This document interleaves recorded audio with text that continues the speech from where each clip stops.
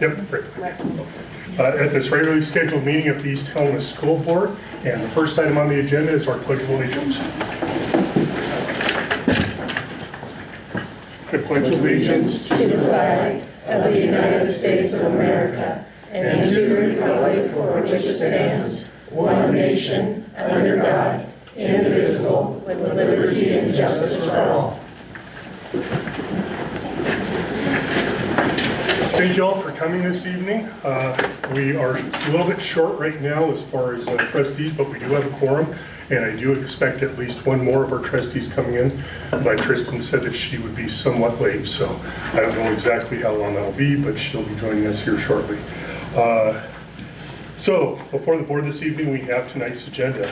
Are there any questions or comments about this evening's agenda? Okay, seeing none. We'll move on to hear the public. This is an opportunity for the public to address the board on non-agenda items. On the board of this evening's agenda, on the back of this evening's agenda, are guidelines for citizen participation and addressing the board on such items.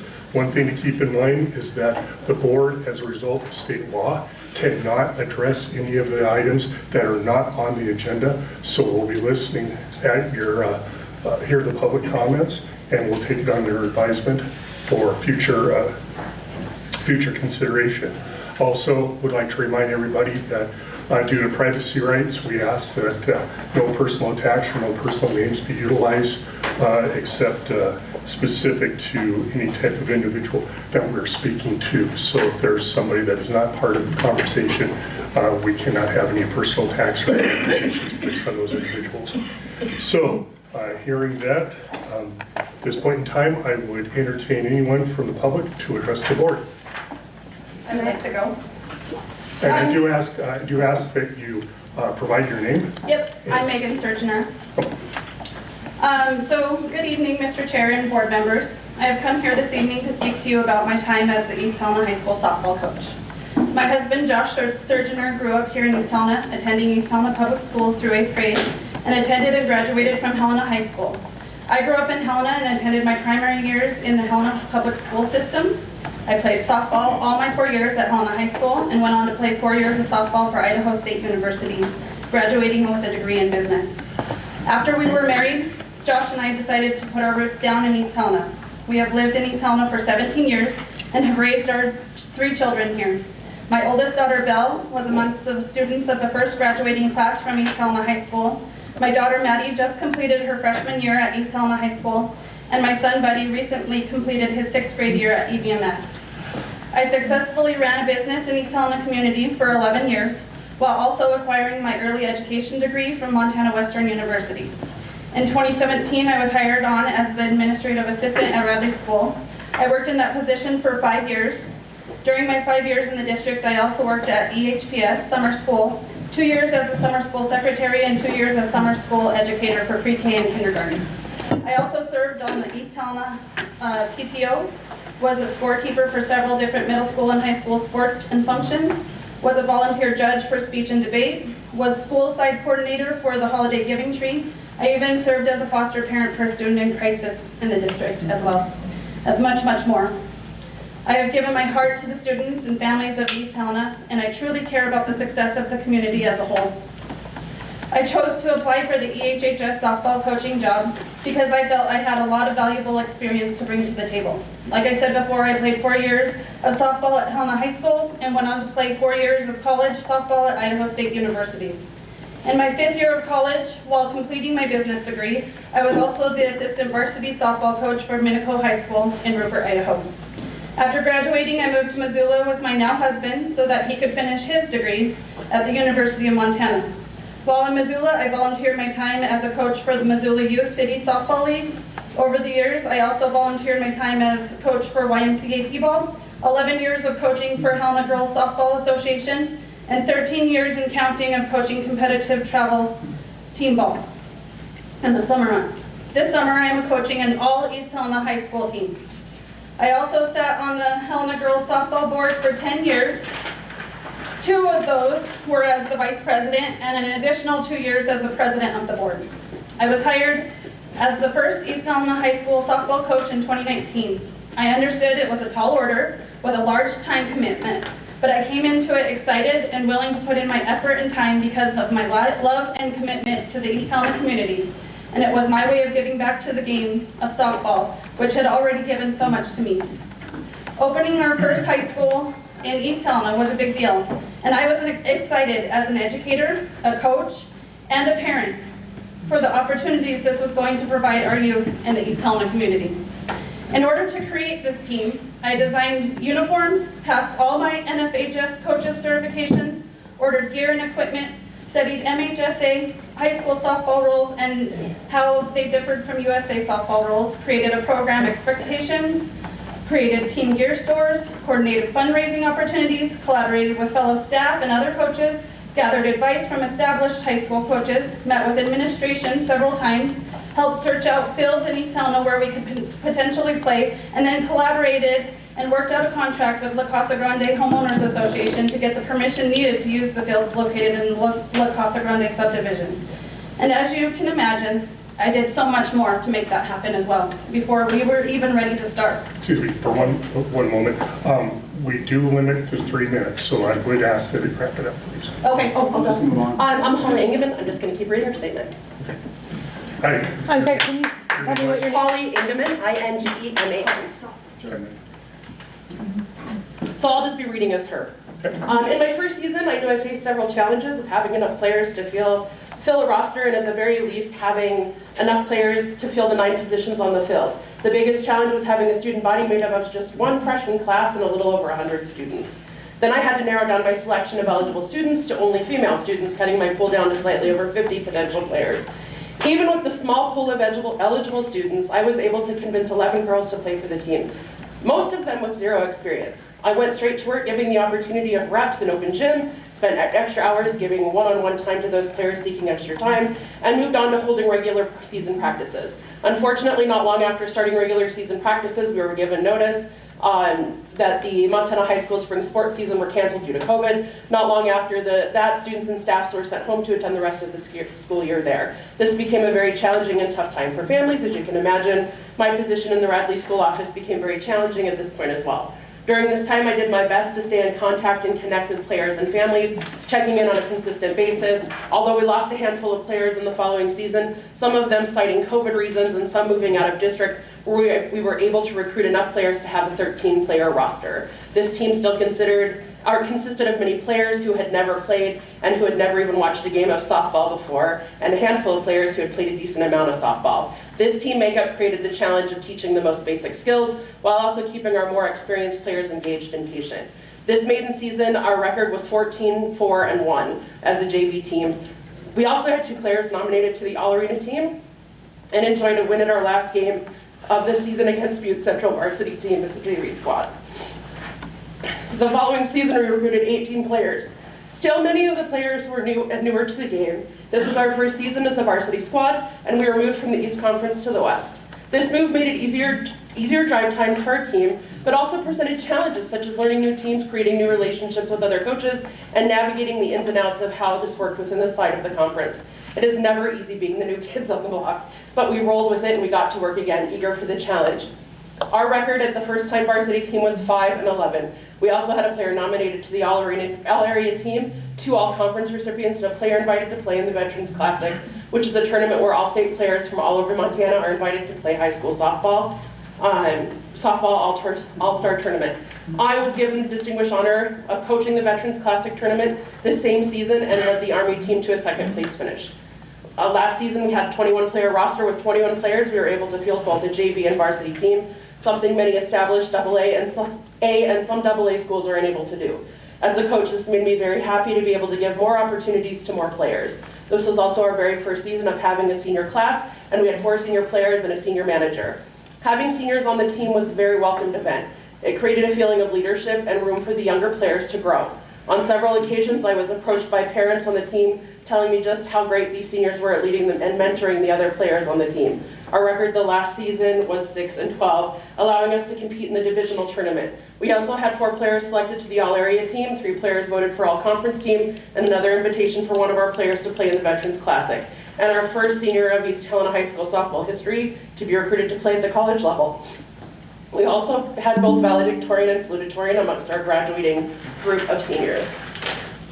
This season, we had only 19 players. Okay. That's 3 minutes unless you finish in the next 30 seconds. All right, my name is John McEwen. I will be continuing the speech. This season, we had 19 players after losing 4 graduating seniors and what would have been our only senior this season due to a skiing injury. Before the season even started, we also had 2 season-ending injuries and a broken wrist that was getting the cast removed days before tryouts.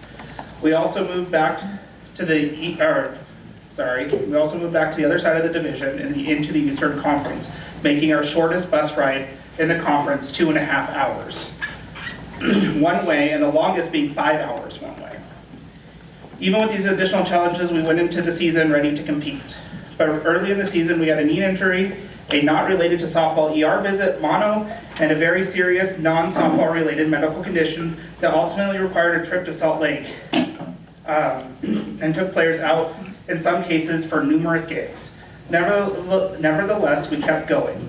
Every single coach on our staff went above and beyond to stay positive, and even on the days where we were feeling overwhelmed. Our team word for this season was grit, and that our team showed a lot of grit throughout the adversity we faced. Our record this season was 6-12-1. Combined with wins from previous years, this gives East Helena softball program 17 varsity wins under my leadership. These win numbers rank at the top when compared to all team sports at EHHS, showing the clear statistical success of the softball program. We also had 3 players selected to the all-area team this season. Over the past 5 years, my coaching staff and I have put in our time, mental and physical energy, knowledge, love, and even our own money into making this program successful. I look at success as more than just wins and losses. My coaching staff and I not only bring our combined playing experience of 47 years and our 50 years of combined coaching experience to the table, but we also bring a love and vested interest in the kids too. We want them to succeed, not only in their softball goals, but also in life.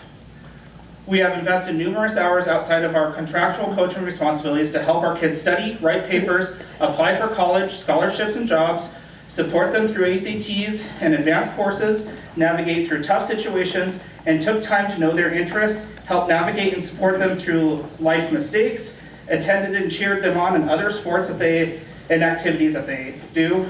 The list honestly goes on and on.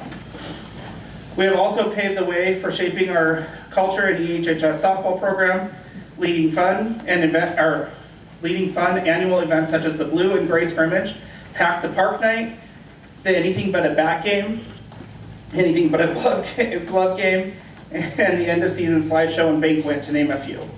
I do not say all these things to be acknowledged or rewarded in any way. I say these things because at the end of the day, this is where most of our success as a coaching staff matters, and if we measure the success of the program, our commitment to the kids should be considered in high regard. That's 3. Is there anybody who? I'm Sherry Northcott. I'm one of the assistant coaches. I'm going to continue. On Wednesday, June 12th, I attended my yearly coaching review. This review was conducted by the EHHS athletic director. At the end of the meeting, he let me know that he was recommending the school board that my contract not be renewed, citing, "I am not growing the program like he would like to see." He also let me know he is posting the position, and if nobody applies, I then could reapply. The EHHS athletic director has made a poorly justified decision. My 5 years of coaching in East Helena School District, I can honestly say I've never felt supported or respected. On many occasions, I brought concerns to him, and many times I was met with an unprofessional response. Nevertheless, I continue to coach for the love of coaching these kids. Am I absolutely perfect as a coach? No. I am not, because I am human.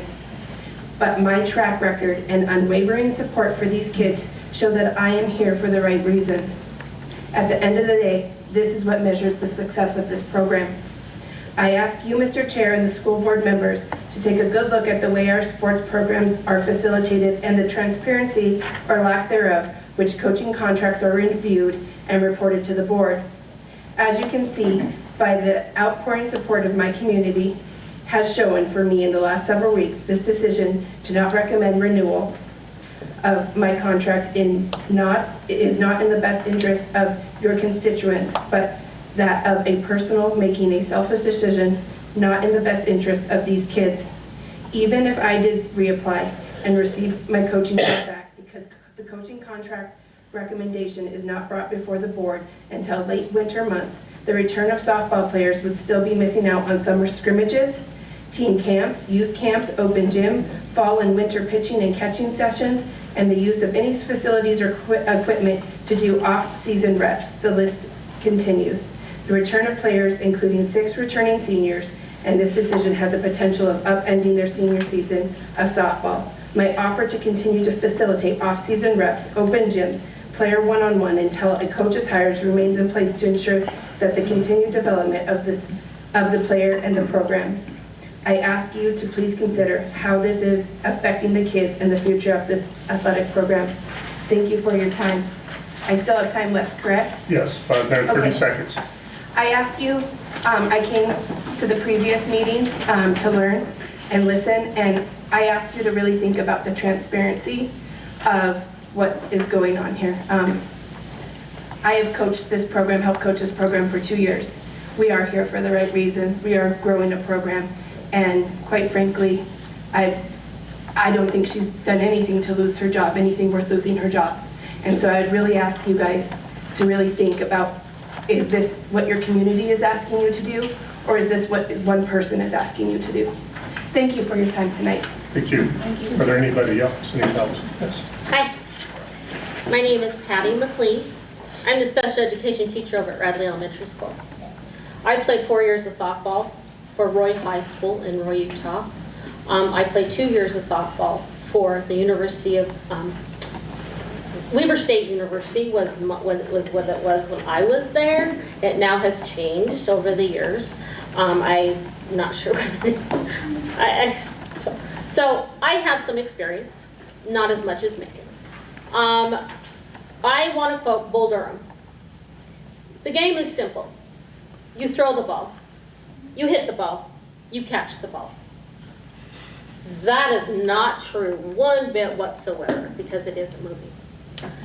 It is not a simple game. For the integrity of the game is what my perspective looks at.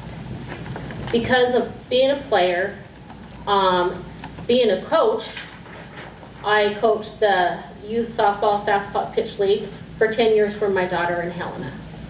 So the integrity of the game is that you have to have the knowledge of the game.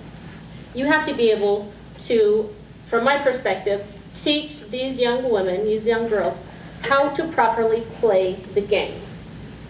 You have to be able to properly teach them techniques. You have to know the game. You have to be able to properly teach them scenarios of the game.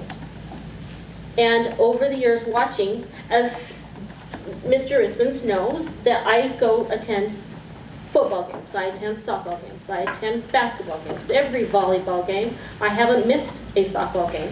I haven't missed a basketball game or a volleyball game since this program started. I watched these coaches come in and out.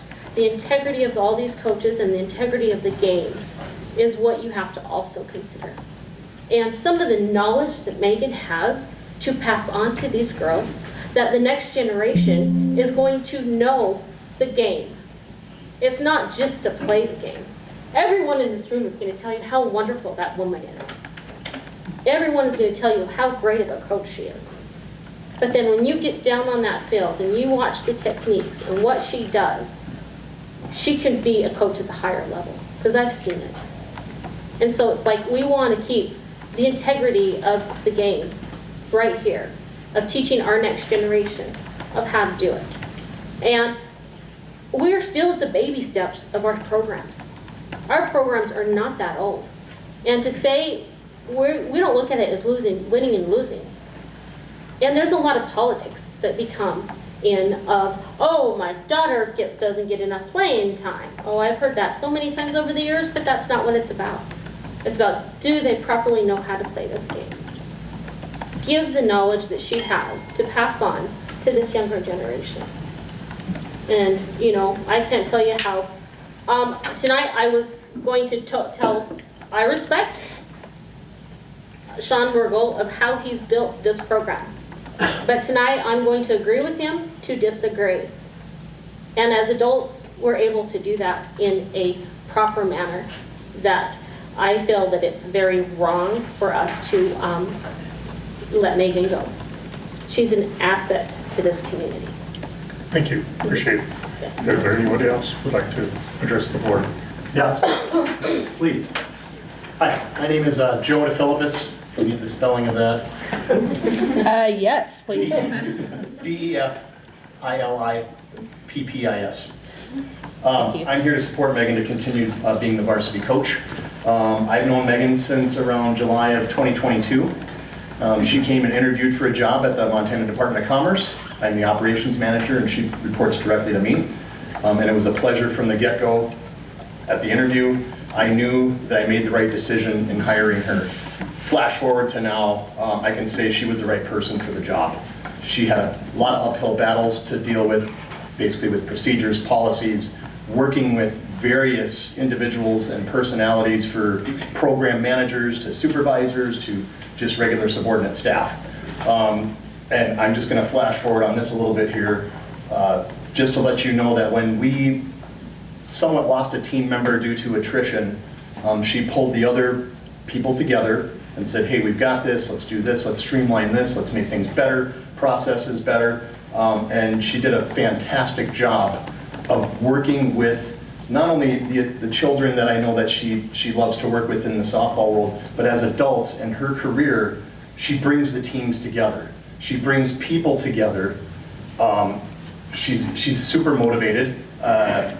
She wants our team in housing to enjoy themselves while we're at work too. She's kind of head of our social committee. She plans different outings for us. And I think the biggest strength for Megan is she helps to lead a team. Not only with the softball team, but with us in commerce. If you're thinking about going out for a contract with a person to be your head coach for the varsity softball team, I think you're going to lose a great asset in Megan.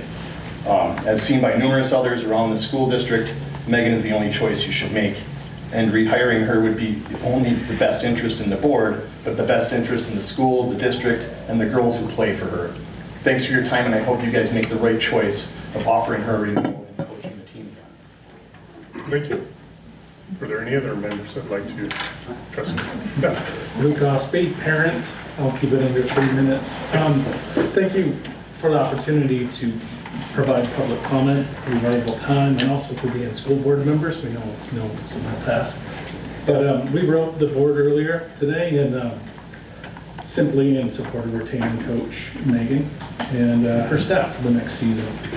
Our daughter goes to Jefferson High School, so I think that offers a little different perspective. But because of the co-op, she was able to play with East Helena High School. And we saw nothing but professionalism, love for the game. Our daughter had a great experience, and a group her love for the game. So we learned a lot, and she had fun, and respectively, we just request that you renew the contract for the next season. Thank you. Thank you. Any other members? Please. Hi, my name is Sherry Underwood. About 14 years ago, I knew nothing about softball. Nothing. Go out there, you hit a ball, catch a ball. All right. I started watching Megan coach. Anybody can't take that away from her. Who do you know would open up a school at 6 a.m. in the morning so she could help the kids with their homework, so they could get their grades up so they could play ball? How many coaches do that here? How many coaches I've never seen her ever belittle, humiliate, embarrass. I don't care if you strike out every single time you're up to bat. She still tells them, good job, we'll do it next time. There's always that love for her kids. And I think what you're doing is a bad mistake. And I have lived here for 35 years, and I have watched lots of coaches. And some of them are not respectful. And they don't love their kids. It's all about win, win, win. Well, if Megan, I've seen her do this. If they're winning and they're way ahead, she'll trade positions with her team so the other team can have a chance to win or get points. Now, how many coaches do you ever see they're gonna give up that win or part of it just so somebody else can be happy? If you guys, I want you to hire her back. This has been her life. And I don't understand why you might think that there's somebody else out there that's better, that knows more, that loves more. So please consider what I have said. And I love softball, like I said. Ball, you catch the ball, you know, run on the bases, you know, but I try, okay? And I'm committed because I like to see what Megan does with those girls. And I go ahead, try to find another coach that's got as much as she's got going on. I don't think you're gonna find that person. And well, I'll be at some of the softball games if you hire her back. Could you state your name one last time? I don't. All right, Sherry Underwood. I'm nobody. I'm just And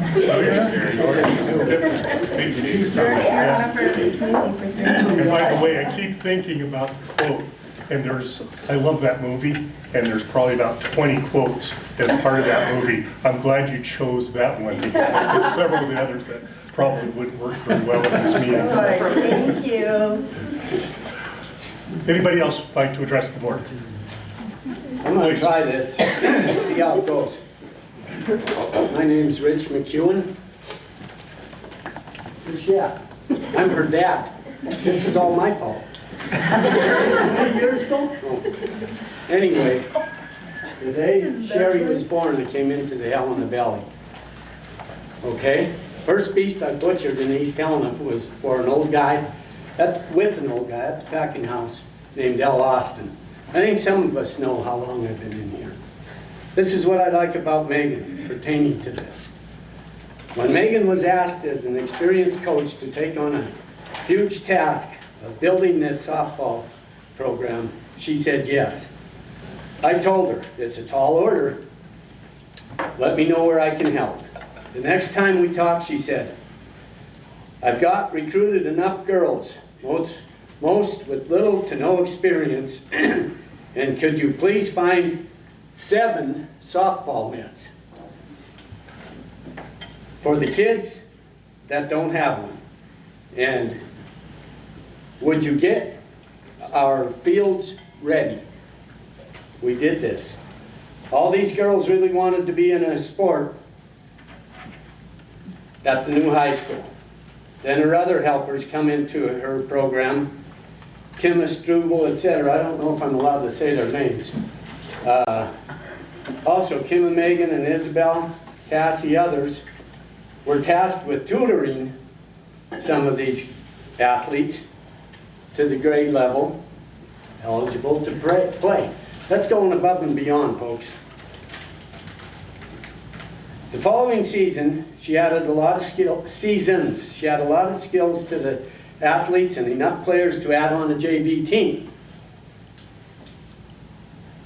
They aren't perfect, but always given year to year. And what I really like about Megan, when she was on the ASA board, she was one who stood up to the negotiation, the umpire-in-chief, what money goes to players and teams and trophies and lunches, etc., and what goes to the umpire program. She was told by many some umps would hold that against her. Megan stated, someone has to do it. The athletes' kids need to be represented too. We crossed this when I was coaching her, about the same age.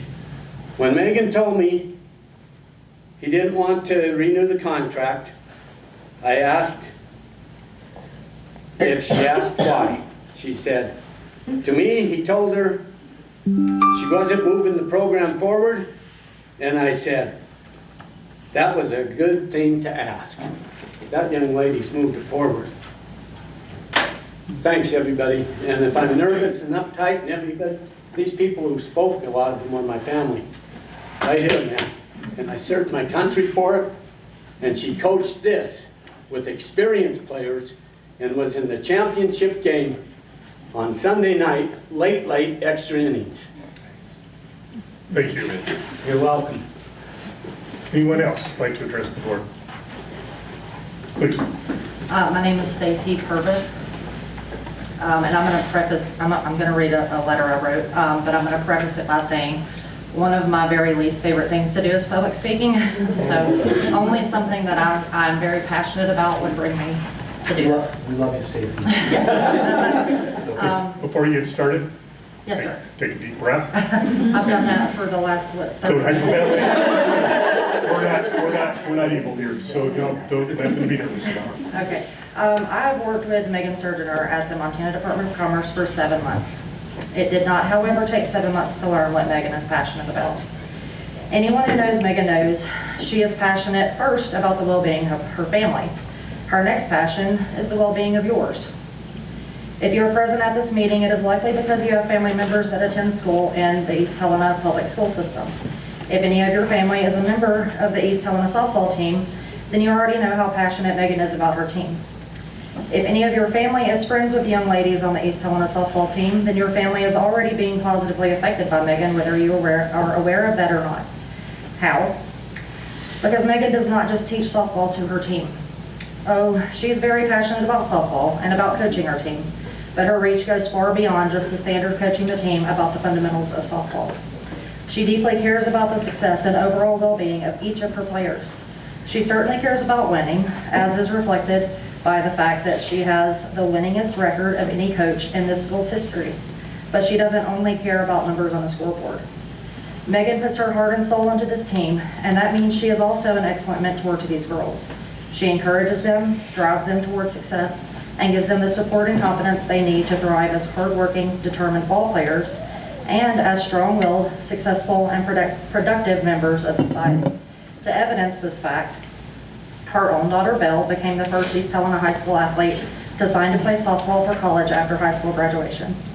Megan deeply desires the same opportunities for success for each young lady on her team, and she puts in well above the required time and effort to ensure they get every chance they can to develop their skills and make a name for themselves within the softball community. She has an infectious positivity and uplifting personality that is sure to carry through in her players' interactions with others. I'm going to preface this next part by saying I'm also very non-confrontational. Many of my coworkers are here, they would attest to that. The next part of my letter is going to make that sound untrue. Given the kind of coach and woman I have just described, it deeply saddens me to hear that this school board is considering terminating their contract with Megan Surgener as coach of the East Helena Vigilantes softball team upon renewal. This is exactly the kind of injustice that Megan is the first to go to bat against for anyone, and I mean anyone, that she sees as being treated unjustly. I strongly caution you and hope you understand that setting a precedence of allowing bureaucracy to dictate your decisions rather than choosing what is best for the children of this school is incredibly detrimental, not only to the current students, but also to all future students. This isn't merely a question of allowing misogyny to get rid of a strong woman because she doesn't fit into the good old boys club. This will have immediate effects on the current softball team. It is already detracting from their growth and development throughout the summer and is causing undue stress and emotional strain. It is 3, so please wrap. 30 seconds or less. This sets a path of allowing a single squeaky wheel to get their way, whether it is in the best interest of the students or not. In closing, I plead with you to put what is best for these players ahead of any personal feelings or popularity contest you may feel you're being flung into. Standing up for what is right is not always easy, but Megan sure does it consistently. You each owe it to her to give her the justice she fights for others. Thank you for your time. Thank you. Anyone else like to address the board? Hi, my name is Guy McDermott, and I was the softball manager for senior year, and I'm going to be reading my letter and then my mom's letter, who's not able to be here if I have time. I graduated in 2023. Belle Surgener is my best friend, and I have had the absolute pleasure of working with her mom, Megan Surgener, on various teams and occasions. I served as the manager of the softball team my senior year, and it was one of the best times of my life. Coach Surgener is an amazing coach, supporter, leader, and mother. I have learned so much from working with her. As the coach, Megan Surgener created the perfect balance of both discipline and hard work and love, and in doing so created a family among the team like no other.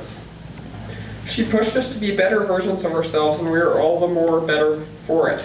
She had an amazing leadership style of encouraging and supporting us while also setting clear boundaries to push us. Under her amazing leadership, the team has gone on to win 38 games and numerous other titles. Losing her as a coach would be a huge detriment to the program and the community, as we all know the struggles of hiring and retaining qualified staff. She is invaluable on the field and in the community. I hope you will reconsider the action of not renewing her contract for the years to come. And I am going to read my mom's now. And you have a minute and 45. This is from my mom. I was notified today that Megan Surgener will not be recommended to have her contract renewed by the AD. Losing Coach Surgener as a coach for the EHHS softball team would be detrimental to the program, especially considering the current challenges in hiring and keeping good staff. Her passion for the sport, dedication to the students, and proven track record in a new program make her an invaluable asset. Megan's positive influence extends beyond the field, as she is well respected in the community and local sports programs. Megan's coaching style is a powerful blend of encouragement and clear expectations. She doesn't just cheer from the sidelines. She instills confidence in her players by providing constructive feedback and celebrating every milestone. She fosters a supportive environment where players push each other to grow, creating a true team spirit that goes beyond the field.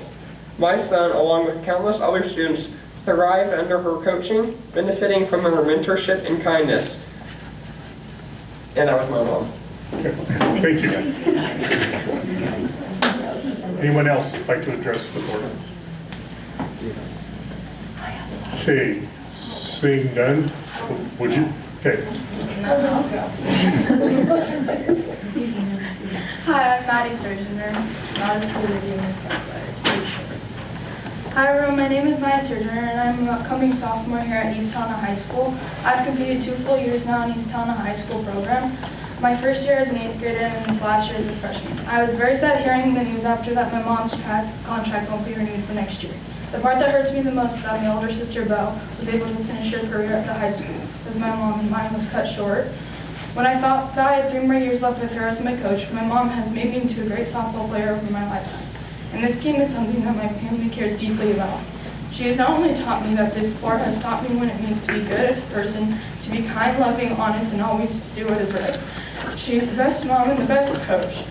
She pushes me and my teammates to do our best. She teaches discipline and hard work. She's one of the great coaches that I think this program will miss. I don't understand why this is happening at all, and I know this decision is wrong. It is something that should be looked at deeply and reconsidered. This news was shocking to our community and softball family.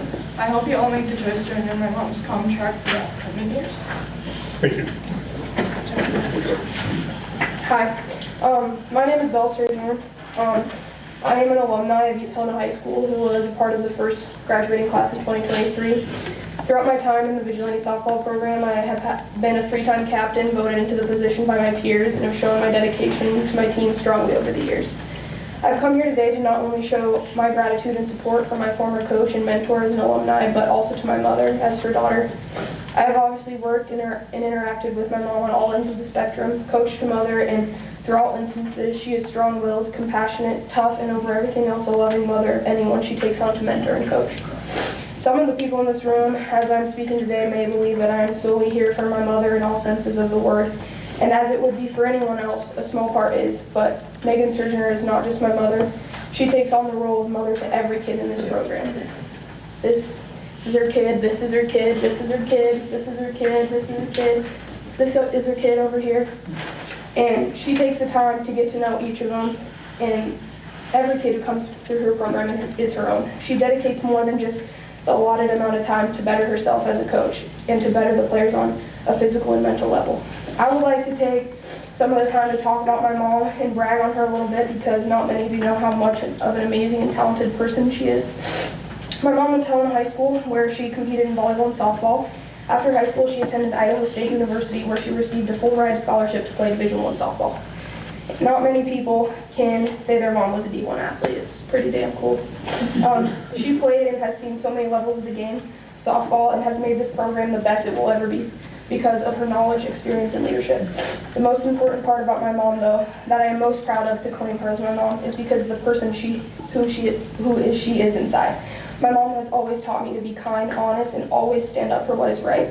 That is what I take pride in the most about her. She will never turn a blind eye to something that is wrong. She stands up for everyone and anything when it is in the right sense and deserves to be heard. I'm proud to say she is my mom. I'm proud to say I am who I am, and I am proud to be here today standing up for what is right. The game of softball can be described as an outlet for my family, like my little sister said. It has been a way of life for me since the day I was born. It's something I feel very deeply about. Now that I've grown up and had a few years to learn and mature as an individual, I've realized that the tasks my mom and the other coaches have taken on are not easy. Softball is a game of experience and reps. It's hard to learn at first and comes at the cost of needing to be a student of the game if you want to succeed. Most coaches couldn't and wouldn't take the load of building a program from the ground up like this. My mom took it on head first, not for the glory or the news headlines. She did it because she cares about the kids and making a difference in the game. Our coaching staff has always told us that they are building us to be good softball players, good students, but most importantly, good people. We take pride in who we are because of the mentors we've had in this program, and I don't think you're going to find another coach who feels this heavily about the kids' success ever. As the coach's kid, you get to witness firsthand how much time and effort they put in, even when they aren't on the clock, as you could say. My mom works year-round. I'm finishing up. My mom works year-round for this program. She plans open gyms, getting summer tournaments, reps, holding morning study halls, team bonding, team dinners, banquets. There's so many things that this woman does for this program that goes unseen. She works her absolute butt off to be able to provide for these student athletes and gives them the best experience possible. You are blind to the fact as a teenager how much the adults in your life show up for us. That being a parent or a coach, and I've never understood the sacrifices my mom was taking for me when I was in high school, trying to balance work, coaching, and parenting just so I could have a great life, a great sports career, and a chance to chase my dreams. Now that I'm older and realize how much effort and grace she gave to me in life, and I think many kids agree with me when I say she pours her heart into everything. She's passionate about this game, this community, these kids, and I truly think it would be a mistake not to renew her contract. I hope you will take my words and everyone else's words that you hear today into close consideration. This is a serious matter of a decision, and we are looking at, and it could affect a lot of different student athletes' perspective these coming years, and if the program will tank or continue to succeed. As members of the school board, it's your job to have the best interest at heart. It's time for you to take over and realize these choices made by a certain individual are wrong. It's time for you guys to take the reins, and I think now is this time. Thank you. Thank you. Anyone else? Seeing none, then, okay. Yeah. If you're planning on doing it, go ahead and jump right out. So I'm a much better writer than I am a speaker, but I can say that this girl, this woman right here, she is as much of a mother as my own is. I'm Taylor Field, by the way. Thank you. Sorry. I think the fact that she is a mother to everyone is what sets her apart from every other coach that I've had. And I know that working with women as my softball coach has always been kind of a struggle, but it has never been not like that. And I think that the way that she pushes me and the way that she pushes her own kids, and I think that the way that she pushes anyone is something that is really big and something that should stay in the program. And I'm going to be a senior next year, and I don't want anyone else to be my coach. That's it. Thank you. Anyone else? My name is Cassie Rice-Wetzel, and I was on the coaching staff. We coached for several years together, but 3, I think, here at HHS. I haven't written my letter yet. I plan to write one, but I just, I understand that you guys are in a hard position of us asking you not to take the recommendation of an athletic director. And I just, as being on the coaching staff, I just felt like it came out of left field, so to speak. We weren't approached about something we were doing wrong or needed to change, or something that we were doing that would cause her not to be recommended. And I feel like it's not really fair that we didn't know that that was coming, or if something we needed to do to improve. But she's a wonderful coach, and I think East Helena would lose a lot not to have her. Thank you. Anyone else? Did you need her name? I do. Kathy, can you tell me what your last name was again? Cassie, Cassie. Oh, okay. And it's hyphenated. Rice, and then Wetzel, Wetzel. Thank you. Just like it sounds, Jim. I'm Hooger Heidi, so Okay, seeing none, then first off, I'd like to express my appreciation for the public comments. It was all very respectful. You guys, for the most part, stayed up in time, and that's the way we like to see that. So do appreciate your comments. And like I said before, is we will take that advisement, and we will be considering that as we move forward through the rest of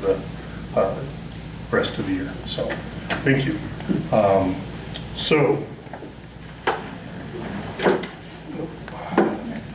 So we'll now move on to reports. And the first item under the reports are trustee and committee reports of the board. And Dan, I don't think that we had anything. I was going to take a few seconds just to talk about the COSBA Leadership Conference held in Missoula last week.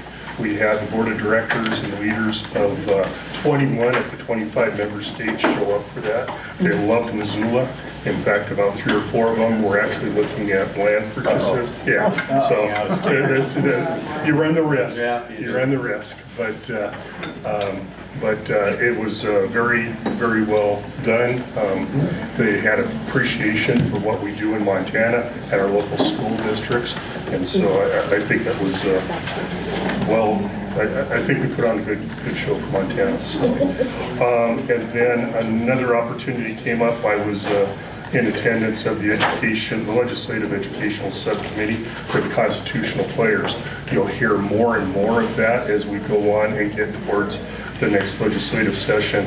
But we did a kind of a roundtable discussion of the positive things that are going on with the state as far as developing and making some positive changes, of course, with public education, including things that are pretty close to home here.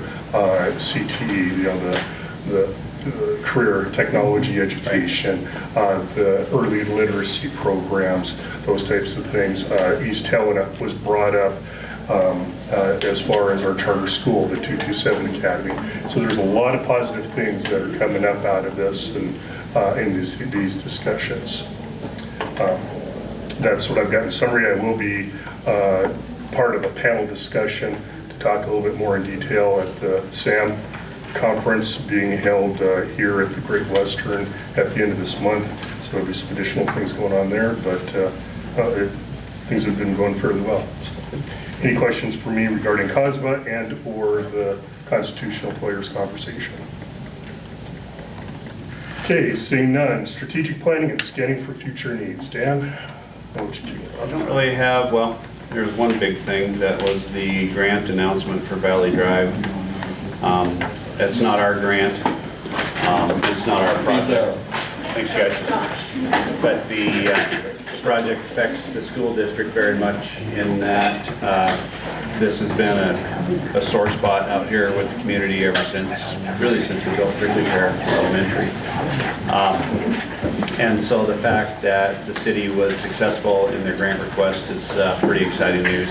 And at least we've got some direction now as to when the questions come, because we do get asked in central office quite a bit about the future of Valley Drive or what's going to happen with it. I talked to Tyrell and Scott separately about the overall plan.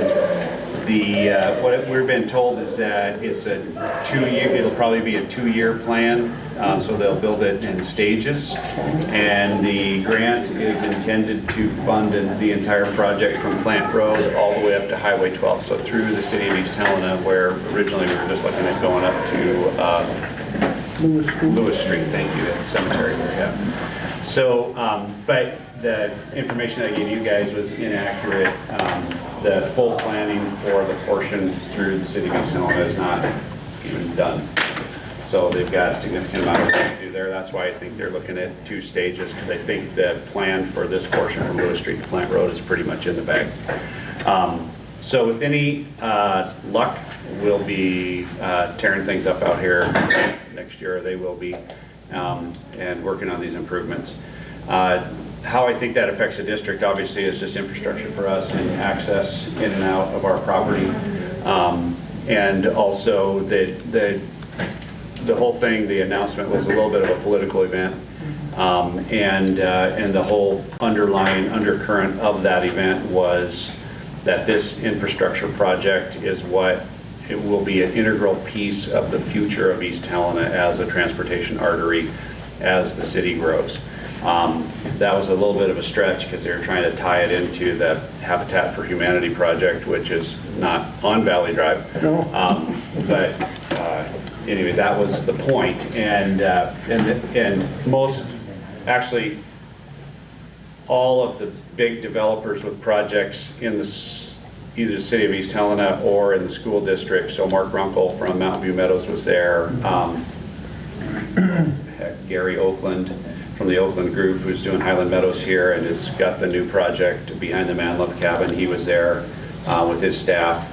And I knew I was going to forget the name. The gentleman who is the executive director of Habitat for Humanity was there as well. And yet, no, not Knudsen. What's his name? Dang it. Sorry. Jacob. It'll come to me about 10 minutes from now. Anyway, it was a good opportunity just to visit with those folks and chat and hear updates about their projects and how things are coming along. So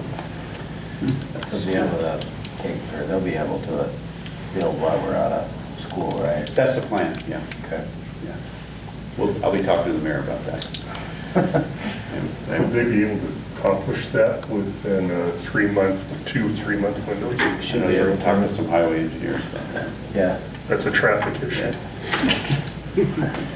I mean, if we're building a bridge, it'd take 2 extra months. There you go. Yeah, it's a challenging environment because there aren't a lot of other ways around this stretch of road. That'd be my biggest concern, is just traffic control. Yeah. But I'm sure we will look at the eye. Yeah, you know, especially, we wouldn't mind seeing the final design of our approaches. I can probably get drawings of that. I'll work on it Friday. Okay, any other questions for Dan on that? And then does any of the other board members have any thoughts of our strategic plan or the needs that you see coming in the future? I don't have anything. Anything from the public? Are those plans going to be public knowledge of when they get the infrastructure plan out there? For Valley Drive? Yes. It's possible that they're posted on the City of East Helena website right now. I can't say that they are or they aren't, but I am guessing that at least some version of them are. Okay. Once they go to bid, they should be public documents for sure at that point. So. Good question. Any other questions or comments on the strategic plan and the future needs for the district? Okay, we will revisit this next month. Moving on, we got notifications of retirements and resignations, and per the agenda, it doesn't appear that we have any, so we can now move on to consent action items. For the board this evening, we have the minutes of a regular scheduled meeting held June 10th, as well as a special meeting held June 27th. We have approval of the former and current warrants, some personnel actions, and then some surrounding school district enrollment approvals. Typically, there's no debate on consent action items. However, if any member of the board would like to discuss or debate an item, they can ask to do so, and we can separate that from the consent action. Otherwise, I would entertain a motion to approve the consent action items as presented.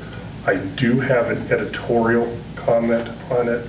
I didn't believe that it was necessary to remove it from the board. It's just that Coors is spelled K-O-H-R-S as opposed to K-O-O-R-S. Jen was there. She probably had other things on her mind when she wrote down. Good. Can I ask a question on the claims? Yes, just a, yeah. Just a question on what it is. Yeah. Without pulling. Yeah. So Jill, the Skyward Underwriters Agency, what is that? That is part of our insurance stop loss. Okay. So that's why it's a big chunk. Yep. It's insurance for your insurance. It's insurance for the insurance. He's exactly right. Thank you. You're welcome. Okay. Can I ask a question about the minutes? Not under consent action. Are there any other, does any of the board members like to move or to? I would. Okay. What would you like to have debated separately? No, I just wanted to make a motion that we accept the consent action item as presented. Okay, we have a motion to the consent action items. Do I have a second? Second. Okay. All those in favor of the motion, please signify by saying aye. Aye. All those opposed by saying no. Motion carries. Just out of curiosity, quick question. I don't mind. She just had, the two ladies had questioned the use of funds for football uniforms versus other sports. We were going to get a follow-up from the athletic director. I was just wondering if A, that had happened, and B, if you could give us the answer to that. That's not available at this time. Okay, I did, yeah, it was discussed at that special meeting, so I was just curious. Thank you. Okay, we'll now move on to unfinished business. And the first item under unfinished business is a student travel report from Washington, D.C. Okay, I have just a couple group pictures, and I'll make it speedy quick, but I want to say thank you for allowing us this trip to DC. It was amazing. 5th and 6th graders went. We had 35 total participants. Most of them brought a parent with them, which made the trip amazing. There were 6 that didn't go, but with the 3 chaperones, then it was 2 to 1. Brandon? It should be yours. It should be HDMI 3. You might need to change the input. It might have gone to sleep a little longer, or 2. Yeah. I volunteer as tribute, make sure to go. You might need to wake up the Chromebook, actually, I guess, if that's what it's looking for. It's 35 people smiling in DC. Yeah. In 5 different towns. Yeah. Are they in front of the Capitol or the White House? Was that on Facebook? They're on Facebook. Okay. There we go. There we go. Okay. Mount Vernon. So we went for 4 days. We did over 20 different sites, memorials, different things. We also were able to throw in the zoo and the Spy Museum to kind of get a little step away from the history, just to get some fun, different things. This is at Mount Vernon. This is at, hold on, sorry. It's a memorial, it's the Navy Memorial. Yeah. This is the Capitol, the White House, and World War II in front of our Montana. Here. So, but I just wanted to say thank you. It was a lot of fun. Looking forward to hopefully being able to do it in the future. And yeah, if you guys have any questions. Any questions? That's really cool. Yeah. I have fond memories of my trip to DC from school. I was nervous with the younger group, not sure knowing how it was going to go. The idea originally was 5th and 6th graders, so those 5th graders had known faces transitioning into the middle school, make it a smoother transition. Those, let's see, it would have been 19 kids are pretty thick as thieves by now. So pretty cool. Cool. Did you happen to make it to Arlington Cemetery? Yes, we did. And we did. We had 4 that performed the Tomb of the Unknown wreath. Any other questions? Sounds like a great experience. Thank you guys for opening that up for us. No, absolutely. Okay. Thanks, Kim. You bet. We'll see you tomorrow. Sounds good. Okay. We now have under item 2 a discussion on our clean bus rebates. Yeah, I don't have a ton of detailed information for you that I think I just can give you an update as to where I'm at with this project, because it's probably, you know, the board approved the application for the rebates, and in that, I believe the board approved the whole process, but the first pass I took at this with the salesman from Lion Energy resulted in the school district kicking out an additional $277,000 in addition to the $1,030,000 that we got in rebates. And to me, that was not really acceptable. And I told them that that we have some concerns, and I guess to kind of cut to the chase, I looked at that we bought a really nice used international school bus from National Bus Sales in Oklahoma we paid $70,000 or $90,000 for that bus a year and a half ago, and it's been in service since it got here, and we've not had one issue with it. It runs great, the drivers like it. I could buy 3 of those buses easily for what they're wanting us to shell out for 3 electric buses, and we have to get rid of 3 buses to get the 3 electric buses. So I told them, I said, unless you can make this a free or nearly free deal for us, I'm not really sure that we're willing to take a risk on this on this project.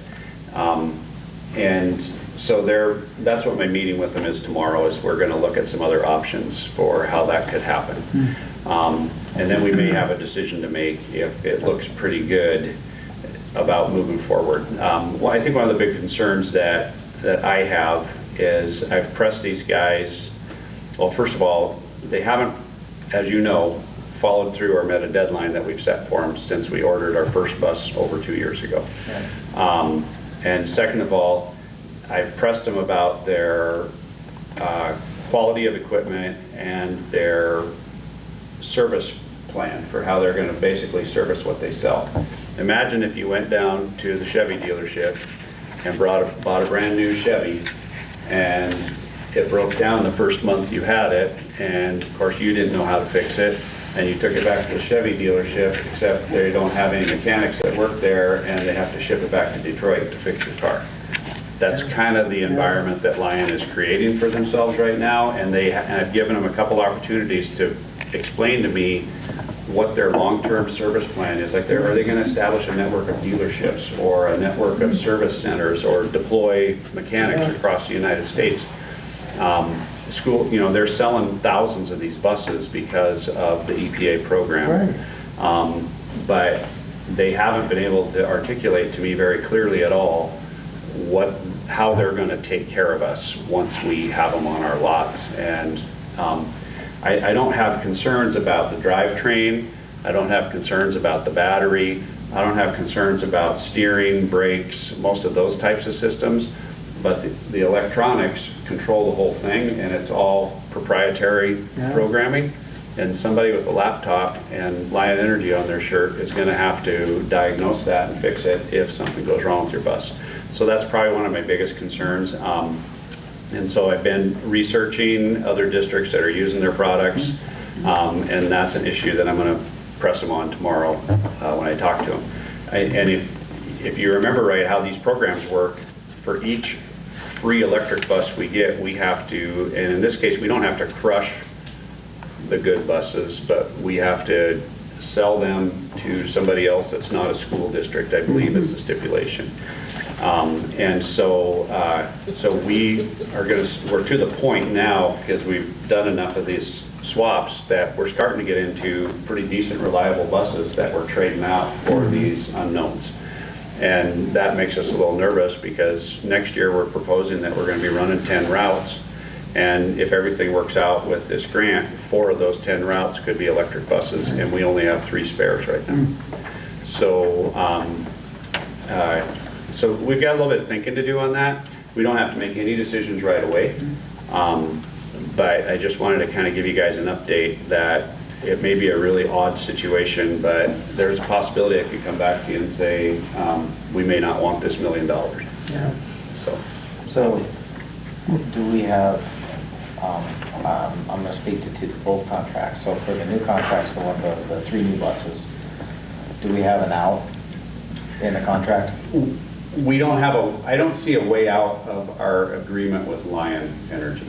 Okay. So the question came up, could we shift gears and go to Bluebird or Thomas? Or could we shift gears and go to propane-powered buses instead of electric? How we submitted for this particular round of the rebate was we partnered with Lion. We signed a letter of agreement saying that we were going to partner and order with them, and they actually submitted all the information. And so I think we either take it or leave it, is my This understanding. is for the first bus. No, The these second- are the 3. First bus is. First bus is on its way. Okay. And that was a state grant, that wasn't the EPA, so. So the first bus is finally on its way? Like It's on its way in that it's ordered, and it's in the process of being built. So do we have an out with that contract? I would say no. No. Is there any, some sort of, I don't know, I mean, I guess it's 2 years. I mean, they've missed deadline after deadline after deadline. I'm getting frustrated. Right. To be perfectly honest with you. I don't know if there's any way that we can. Breach of contract. Well, yeah, I don't know if it's really breach of contract or if it's some sort of liquidated damages or something like that, but we're not getting the use of this bus now for well over a year when we're supposed to get it. Seems to me that they're not holding their end of the bargain down significantly, and not just, like, they didn't just miss it by a week or 2. Right. I don't disagree with that at all, but I'm wondering, like, I mean, we also don't have money out, right, on that one? 63,000, I think. Yeah, I remember. yeah, we haven't spent it, they don't have our money. Right, but that's, Because we don't have so the like, bus, there's but- no, I totally agree on it, but there's not really any, we haven't been damaged particularly, you know. No, it's just, It's annoying. it is, and, you know, I mean, part of our original discussion from a couple years ago was that we get this first one and run it for a while, and then we'd be more informed about future buses. Now we're looking at replacing 40% of our fleet Yeah. with a, you know, I'm sorry, but it's an unknown. Is your sense that it's just, I'm sorry. Well, no, I mean, I guess the first bus, we're down to, I mean, in some respects, what I mean by damages is that the bus we were planning to crush or get rid of, that's got value to us that we could trade for diesel. Yeah. You know, if we weren't in this program, that we could have done, you know, a while ago when it was in better shape or whatever. Right. So, I don't know, I guess I'm just looking at it from a fleet operation standpoint. It's not working for us right now. I mean, unless they start meeting some deadlines, I'm. Right, and we've placed our whole vehicle replacement cycle in standby mode because we're waiting on this one project, so, yeah. So I'll press them a little bit on that. I've got a call with them tomorrow morning, and I'm not gonna commit to anything. I'm just gonna make them present information to me and see what they have to say, but, and I'm not throwing in the towel on the thing, but I want us to be informed, and I personally want to be confident that we're making the right decision here, because we don't need to be a guinea pig for everybody else. Well, I don't want to throw towel in either when we're getting, you know. Free equipment. Yeah, essentially free equipment, but if that free equipment's only going to cost us over $250,000, that's not free anymore. Right, yeah, that didn't sit well with me at all, so. Is your sense that these problems are systemic throughout the electric industry? No, I think this is a company that has grown very big, very fast, because a lot of incentive money through, like what are we working on here? This is the Bipartisan Infrastructure Act, has been thrown at the electric vehicle industry for heavier duty equipment, and school buses that's a huge project. It is a big priority. If they can make it work, it makes sense, because we run short routes, we don't need long distances, we can recharge overnight, we have, you know, it's kind of really a good proving ground for that technology, which I find fascinating. Yeah, and I do too, but I'm serious, you wouldn't buy a car if the nearest mechanic was 5 states away. Yeah. And so that part is unsettling to me, I guess would be the best way to put it. All right, that's my update on that. Any additional questions for Dan on our bus? I was thinking, you know, 10 years down the road, we're running 4 of these buses. And the rebates or the subsidies are all gone. Right. And they're $500,000 apiece, and you can buy a diesel bus for $200,000. And we don't have to pretend whether a diesel bus is gonna work. Right. It's gonna work. I mean, it's got a track record of probably close to 100 years now. Yep. And so then what, I mean, I think these people need to know that we have went out on the limb to give them an opportunity to prove their product. And if they can't prove their product, then they probably don't have much of a product, because they're competing against a diesel bus, which is the standard of the world. So, so I wouldn't let them get away with a bunch of crap, because we don't need them, they need us. That's how I'm feeling about it too, Mark. Excellent. I have a question. Yep. Because researching e-cars and e-trucks that are out there for the public, and they're trying to put this into a bus, the cars and trucks right now, average lifespan of a battery is 7 years. That can't be replaced, you have to replace the car. Is it going to last us 10 years? Is it gonna last us that much time? You say we can charge them overnight, great, but what about in 40-degree, the 0-degree temperatures that we get? Yeah, they've been tested. In fact, their biggest customers are in Alaska right now. Okay. So those are conversations that we had before we ever ordered the first one. That stuff is not as big of a concern to us. It's just when they break, who fixes it? Yeah. And where's this company out of? Illinois, I believe, where their headquarters are now. So. Sounds good. Yeah, but I think they're going through some growing pains, to be way to put it. So. Yep. Well, keep us updated on it, Dan, and I know that it's, I share everybody's frustration with that. If this thing decides that if they can't deliver, then we're gonna have to figure out some way of getting out of this. Because I personally would rather write a check for a diesel bus for that amount than get that's how I felt. 3 electric ones, because I know that's gonna work. Well, then we can keep our other buses. Yep, and we're probably gonna need it, we're adding routes. Okay, any other questions or comments? Seeing none, we'll move on to progress report on our boiler replacements. I did include some information in the packet, and then after we sent the packet out, I did get an updated timeline and email from Sean. There's not a ton of information on here, but the long and short of it, what I think board members want to know is that the project's on schedule. I don't think they want to look at them. Because winter. I do, because it's cold in that building. Yeah. Turned it way up to way too early. It was so cold. And we had our, we had a commissioning meeting today, so it was a preliminary meeting just to talk about the timeline for getting everything hooked up, tested, and test run. And they are very confident and optimistic that they'll be ready to do that in August or September. And we should be ready for heating season.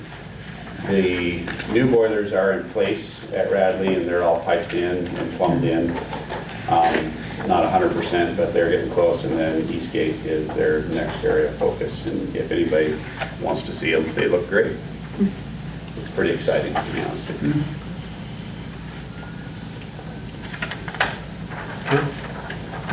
Any questions for Dan on our boiler replacement status?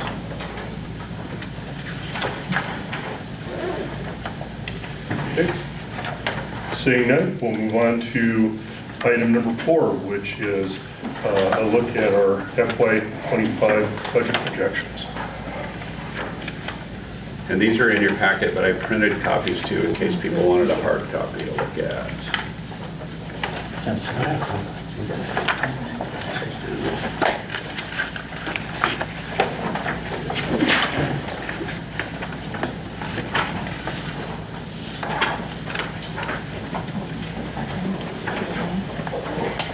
You have a copy to follow along?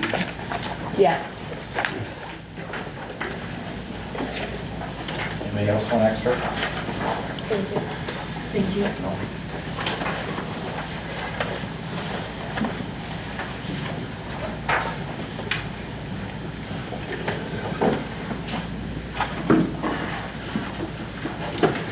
So this is kind of meant to be like an initial swipe at talking about what the trustees are going to be asked to approve in their August meeting. These aren't final numbers at all, and Jill and I got plenty of work to do between now and the August board meeting to kind of get this dialed in. As you can imagine, we're going to have a tight budget year next year, partly due to the failed levy and partly due to the fact that we tried to preserve as many of the positions as we could that we were trying to fund through the levy. So we've had to do a lot of moving around and shifting in the budget, and Jill's been working super hard getting things dialed in for us. One thing that has changed since the last time we looked at some of these numbers, and that was probably March or April, is that max budget without a vote line is at $14,172,701, has changed since the last time we looked at it, and what you're seeing there is a difference is a reflection of the charter schools being added to our budget data sheet. Down below the general fund section on page 1, where we talk about transportation, tuition, and building reserve, those are the funds that I think are pretty important to look at because they're permissive levies set by the trustees, and they're part of the package that we are asked to project in March what we anticipate our levy is going to be when we adopt the final budget in August.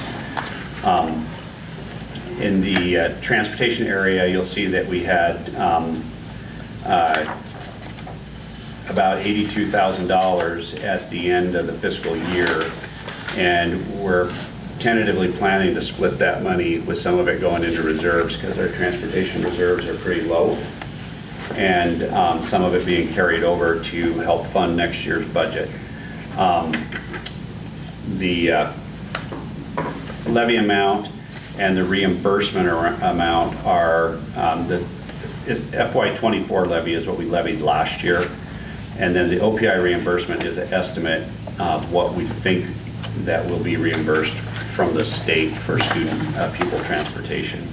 And we have to work to get that dialed in a little closer between now and August. And then the projected increase from the March projection of $49,500 is what Jill and I think we're going to need to do to hit a budget that will allow for one of the biggest variables that we're looking at with transportation is a pretty significant increase in bus driver pay. So we need to be prepared for that. We did have money at year end this year. You see that $82,000, but bus driver pay, if you remember from negotiations, got adjusted by $6 so that we could be competitive with first student.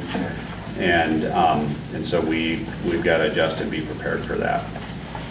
So that will be probably a slight increase from what we projected in March.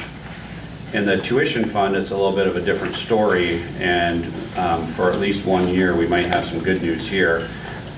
We've got a year-end balance there of $371,000, and what's going on there is we've been levying in tuition to help us make our required payments for comprehensive school and community treatment, the CSCT mental health program that we try to offer in the schools.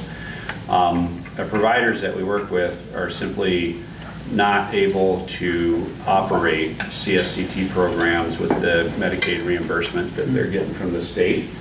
And so the contract that we approved with Aware back in, I believe it was April, and it's called Home Support Service, HSS was the contract, I don't know if you guys remember it, is basically, that's intended to begin replacing CSCT because they get about a 35% higher reimbursement rate for their providers through the HSS program than they do with CSCT.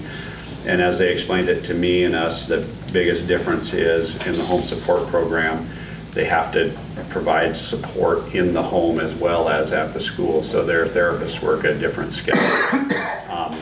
So we haven't been making payments out to CSCT And it's a convoluted process, but the long story short is that's why there's a year-end balance in tuition, because tuition was the fund that the legislature identified when they changed the rules on CSCT a few years ago.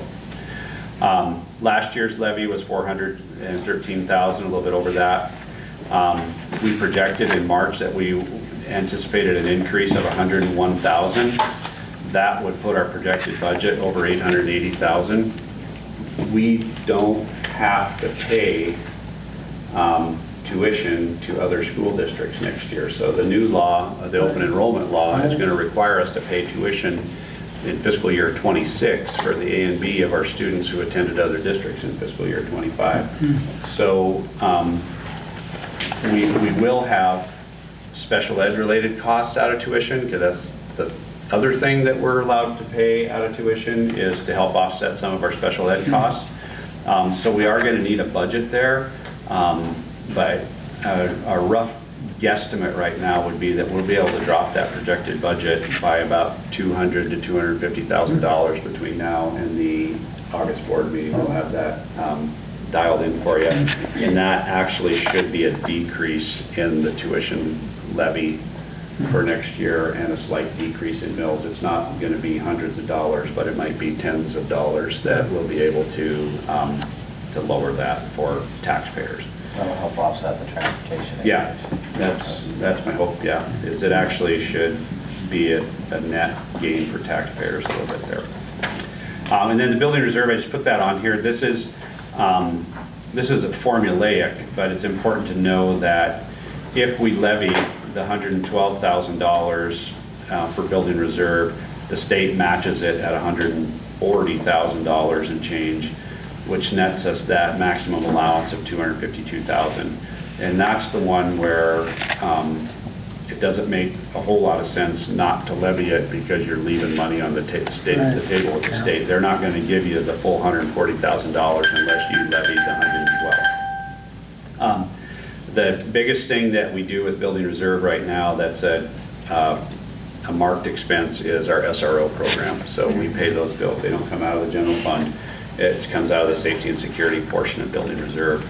The rest of it we've kind of been sitting on a little bit to help us be kind of prepared for a rainy day in terms of building and facilities needs and infrastructure. So, yeah, like boilers or roofs, fire alarms, yeah.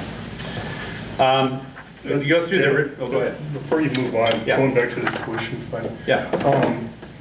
The risk associated with any East Helena resident student deciding to go out of district. Why, I don't know why they would do that, but if they decided to do that, and we have to start forking over the funds that go into it, how much risk does that expose the district on?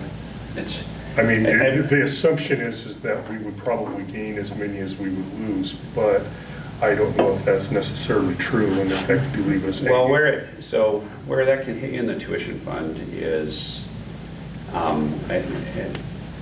may be speaking a little out of turn here. It may not be 100% what you're talking about, but if you have a student in your district who is a high need, special needs child, and if the child ends up in a residential therapeutic setting placement by order of the IEP team as the best way to meet the needs of that child, you could pay those fees out of tuition.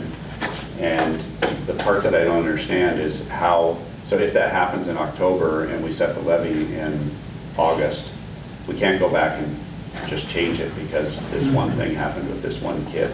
And we haven't dealt with that.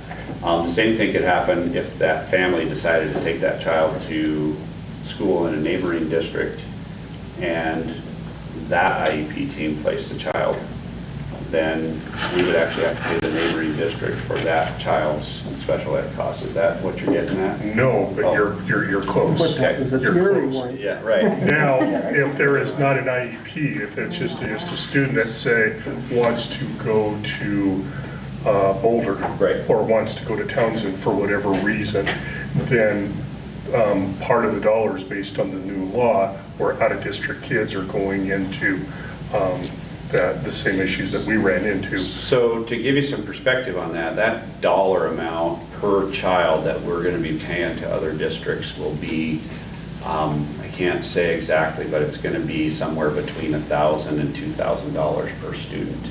So it's not hundreds of thousands of dollars because it's the local portion right after state-based aid, and it's based on the lowest levy between the two districts. Correct.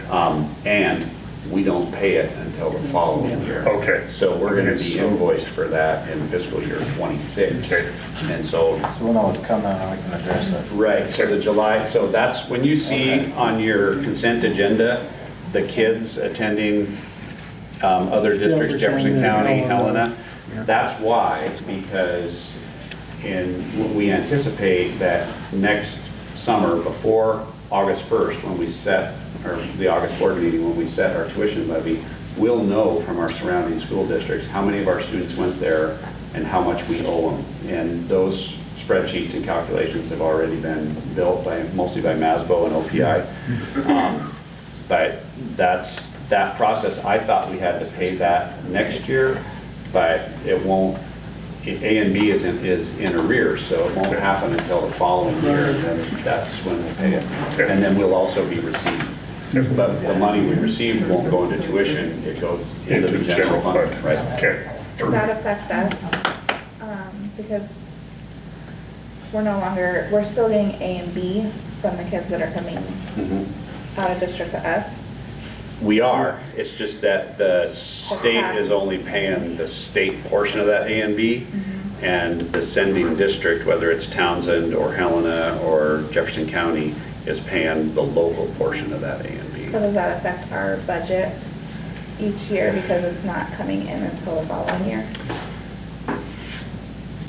Not really, because our budget next year is based on the students. Always been that way. So we've always been, districts have always been a year behind. I don't know what the table there, but I'll know it's old news. Okay. So no, I mean, those are weird fluctuations, but that's the way it's always been. Okay. So we shouldn't be negatively impacted by that. We are, in a weird way, impacted because under the old tuition law, we charged parents a fee. And that actually was additional money in our budget that we got, and it was between $30,000 and $60,000 a year. And now we don't charge because we can't under the new law. And so we actually lose that money next year. And then in the following years, we'll get the tuition money from the other districts, but it will be equal to the A and B, and there won't be any additional cost. No. So we actually we're kind of a loser in that, and largely because we have 250 tuition kids.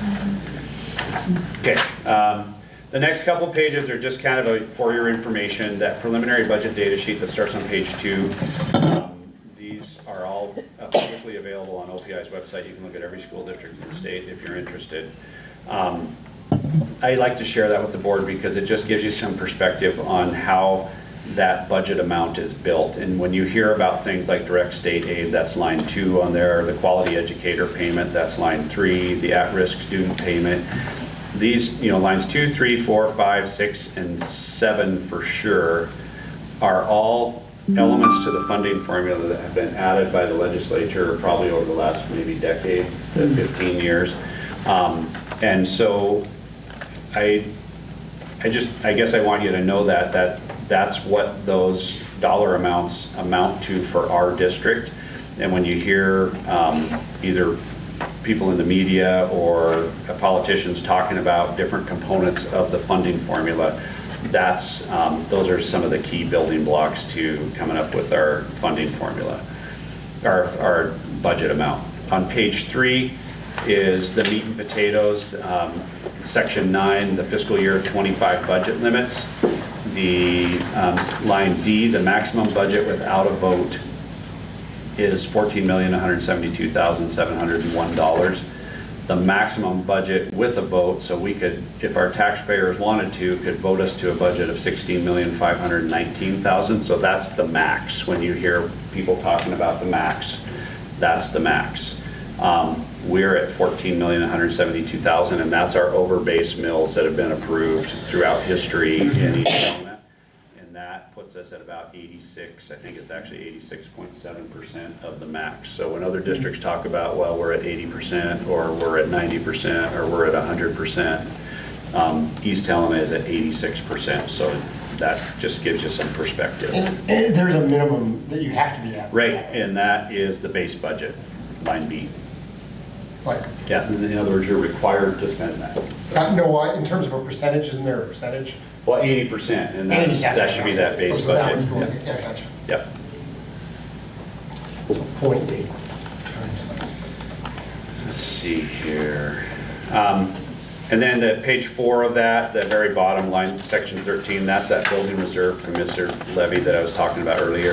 That's the major maintenance aid, MMA subsidy, and that's where the state gives us, it amounts to about $1.25, or that's what they say, for every dollar that we levy. So that's how we get to that 250,000. Page 5 is just a history lesson. This was the resolution 237 that we looked at back in March. We're required by law to approve that. And you can see the estimated change of revenue. That's where we estimated where we thought those levies were going to go in August. And like I said, our transportation was a little low because this was before negotiations. And our tuition was probably a little high because we changed gears with CSCT, switching to the home-based program during that time. Page 6, this is last year's budget report. We'll have a document similar to this at the August board meeting to look at, filled in with new numbers for this year, but I just like to share that with you so you have a historical reference of where we were at. And then the last page is just to look at our bus depreciation schedules. And I know a couple trustees had asked about that before, so you can see what's in our fleet, what we're depreciating, what the dollar amounts are for them. We will add a new bus to the depreciation schedule, and that's the handicap bus that we purchased last fall. I want to say we paid $60,000 for that bus or so. Jill will have to figure that out and get it into the schedule. It's already in there. Oh, good job, Jill. And Well, and the software did. we're not believing that the new electric bus from Lion is going to be here in time to be depreciated this year, so I don't see a huge depreciation in or a huge change in bus depreciation, but that'll come in the following year with any luck. And that's my update, sir. Excellent, Dan. Lots of numbers. Yeah, a lot of numbers. Good summary.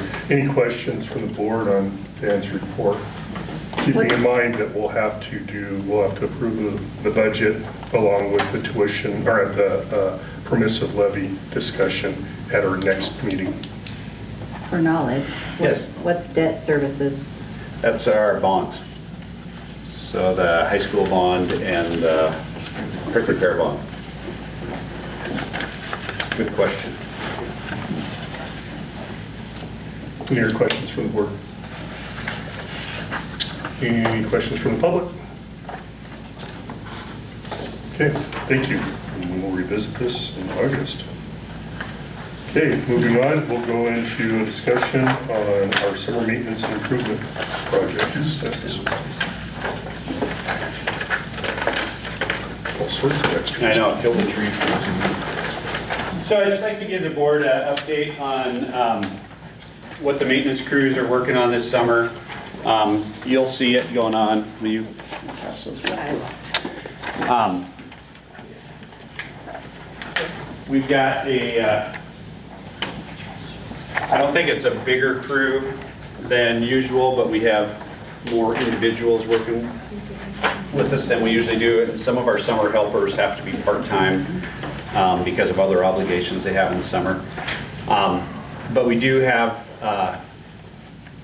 some pretty important projects going on throughout the district, and I think it's important for the board to know what those are, approximately how much they cost, and where the money's coming from. The big one, obviously, is the boiler replacement project.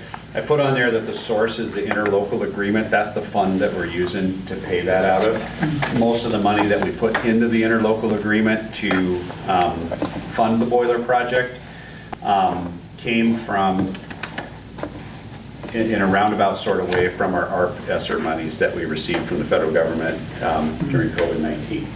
And so how that worked was we, for the last 4 years, because we've had this resource, our ESSER funds, we've had significant year-end fund balances, especially in the general fund. So we've been able to use that ARP ESSER money for things like big computer purchases, smart board purchases, curriculum purchases, and some of our staffing. And that created year-end fund balances in the general fund, and then last year we stuck a significant amount of that in the interlocal agreement, and that's how we've been paying our McKinstry bills up to this point, and then we're putting more money in there at year-end of fiscal year 24, at the end of June, and that will help us to pay the rest of that bill. The rest of these is bus barn French drain and lot repair. It's just asphalt repair over at the bus barn, and then there's a spot in towards the east end of the parking lot in the bus barn that's just a low spot where water accumulates there, and it gets about 8 to 10 inches deep all winter long. It doesn't drain, and so we're cautiously optimistic that putting a good French drain in there will help us out to drain that area, and that asphalt's gotten really degraded, and it's a big pothole right now, and so that's going to be some excavation and then a vault put in there with the drain grate and some concrete work and asphalt work to finish that up. I think Gruber's doing that for us. The Eastgate floor in the kitchen, this is a little bit of a safety and health risk. The floor is degraded and needs to be replaced. So we're having that done, and that's being paid out of the foods fund. I don't know if we talked about this too much during the audit last fall, but the auditor was wanting us to spend some money out of the foods account.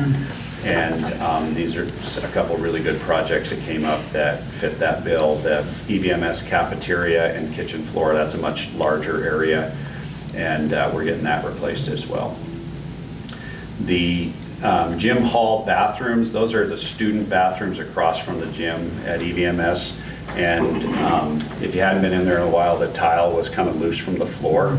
And it was really weird, actually, but it was kind of bubbled up like one big sheet. And Steve was pretty concerned that it was just going to degrade. And I think we went with vinyl plank in those bathrooms to replace it because it's waterproof. And so we're getting that done.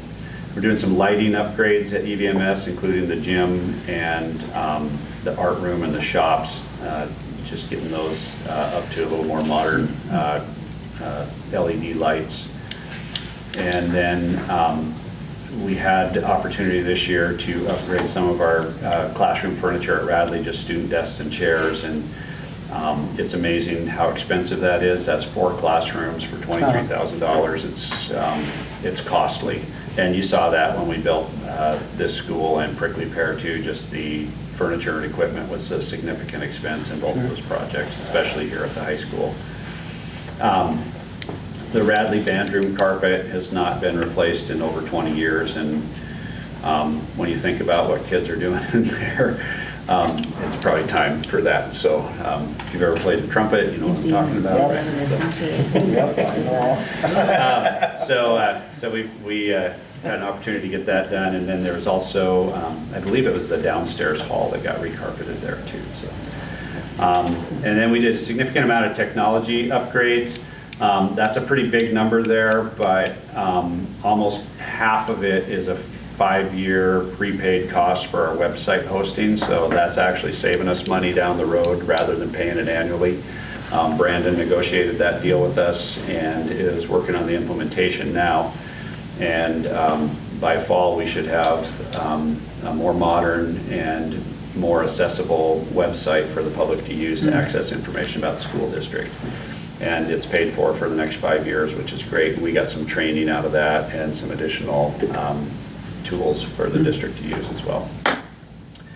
And then the parking lot seal and recoat at Prickly Pear. Also includes a pretty significant asphalt patch in front of Radley School and one in front of EVMS in the bus lane.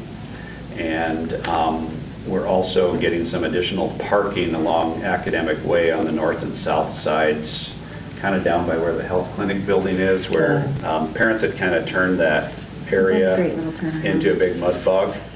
And so we're putting angle parking in there instead to create just some more opportunity for folks to park and pick up and drop off kids. So altogether, it's a pretty big number for summer projects, over $1 million too. But the big chunk of that is the boiler project, which we've been working on for over a year now. And I'm super excited to be getting that equipment in place because I know the district's going to be set for a long time now with our heating units. And so that's pretty nice to be able to get that done. I am concerned, obviously, with the end of ESSER funding that we're not going to see year-end funds and summer projects like we've been able to get done for the last 4 years, and it's going to be a lot tougher for us to get some of these big ticket items done in the summer is when we like to do them, when there aren't kids in the building and stuff going on, so it's not as disruptive. But we've got some, looking out at the horizon, some additional needs that have us pretty concerned. The roof at the bus barn and the Miller House are both long past their useful life. And are needing to be replaced, and the main building roof at Radley also looks like the last time it was replaced was over 30 years ago, and it was a hailstorm project, so I think an insurance company paid for it at that time, so maybe we'll get another hailstorm. But otherwise we're going to have to come up with the money to do it. We've got some several leaks in that part of the building that are not just annoying, but they're concerning. And so the biggest problem we're having with the roofs is just getting contractors to actually call you back and come do an estimate. And these are, the bus barn roof is not a complicated roof at all, but the Radley roof is it'll have to be like a TPO surface or EPDM. Membrane, yeah. So, Mark? Well, it's the bus barn, isn't it just corrugated tin or? No, it's Delta T-lock rib or shingles. The bus barn is? No, yeah, it's T-lock shingles. They have those in their Yeah, house. they've been around. It's a problem. So, And they're really good in the wind. I know. That's the sad I know. part. Yeah, but they don't make them like that No, anymore. they don't. How's the EVMS, as far as vandalism, is all of that taken care of? Not quite. So I'll be working on finalizing that claim this week, actually. That's one of my projects I want to get done. The one big question we had was carpet replacement. And so I'll have to get back with our adjuster on that. I haven't had a chance to sit Steve down for more than 10 minutes and talk to him. The guys have been deep cleaning in there, and that's what the insurance company wanted us to do, was deep clean the carpets in those areas where a lot of that broken glass was, and then go back and inspect to see if there's still glass in the carpet. And that's the question that I don't have answered yet, because it sounded like if we couldn't get the glass out with a deep cleaning, steam cleaning system, that they probably were going to want to come in and replace the carpets in those classrooms and that whole cases. So I don't have an answer for you on that yet, but we're on the home stretch with that. Good question. I have a question. Yes. Related to the PPE, if they paired new parking area. Yeah. Was there consideration for a student drop-off for second graders on that end, kind of like the parents had made it? Well, so we're hoping that folks will park there. I know. And so we're putting a pathway in for kids to get from the door to that I'm just area. saying, like, the first graders have a nice drop-off area, and the second graders, you gotta park. It's not that big a deal, but it's nice to be able to just roll in, drop your kid off. I was gonna say, throw them out. No, drop your kid off and then go. So I just was curious if it was too big of a Well, we talked operation. we talked about putting a parking lot in there, but then when we did when SMA came in with their project and we talked about additions of prickly pear, that area was part of where they drew what an addition could look like on prickly pear. So I was like, well, I don't want to spend $100,000 getting a parking lot built to dig it up in 5 years. And so what Brandon was working towards was trying to get people to use the main parking lot of the school more for pickup and drop off. And the biggest problem with the dirt lot was some of our younger, more enthusiastic parents this spring were turning it into a mud bog and having a significant amount of fun out there, but it wasn't really conducive to safety in a school parking lot. So that's why the orange tape came out and the barricades. So this is hopefully going to be a happy medium. One thing that would have. I'm not sure who it was. Actually, I don't drive mine, it's my husband that drives it. It's not even me. To get the right separation, you probably should have put in curb and gutter and stuff to get a drop on lane. And Right, that adds- otherwise, that because there adds- was issues with kids almost being ran over. Yeah. Yeah, which adds drainage issues, and, you know, you gotta take care of that, and that adds. Anything we can do to add to the complexity of traffic patterns. And then there's trying to keep them flowing, so. Right. that- Anytime Don't get me you started on that parking lot. You have to give parents a handout on how to use the parking lot. That's a process. You're starting out behind the eight ball. So that's our update. Any other questions about our maintenance and improvement project update? Okay. Seeing none, then we will move on to the sixth and final item, which is our update on our TA grant and the Lewis Street sidewalk construction improvements.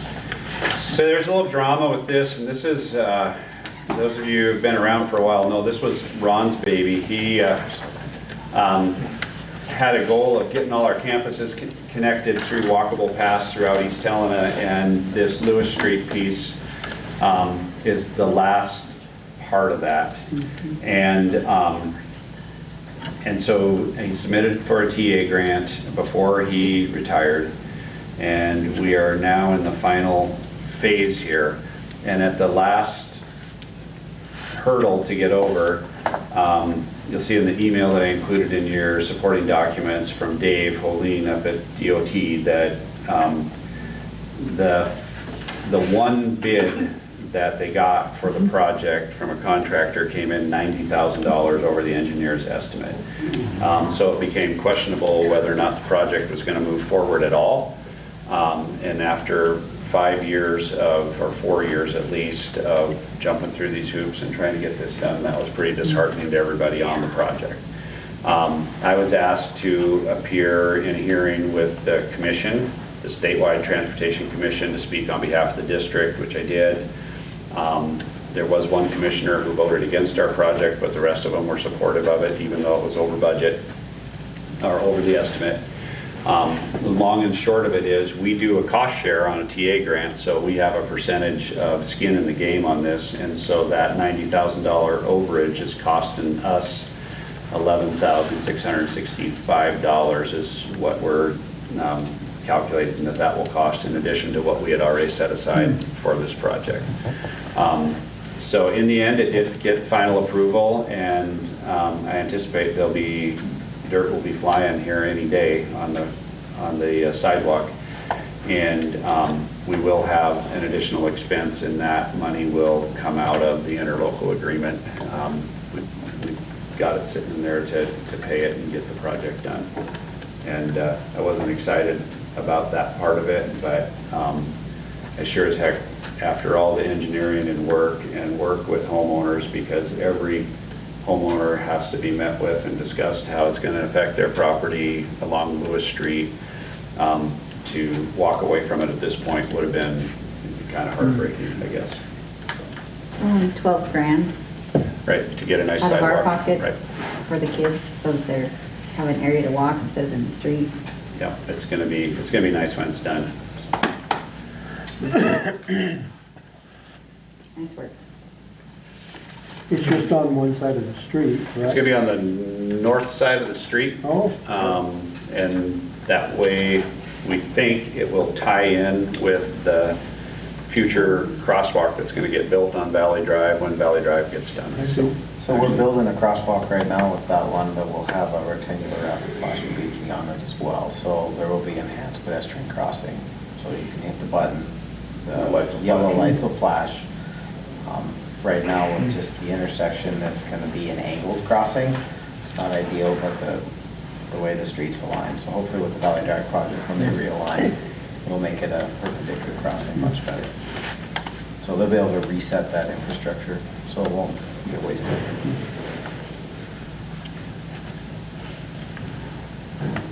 Okay, any other questions, comments on our TA grant?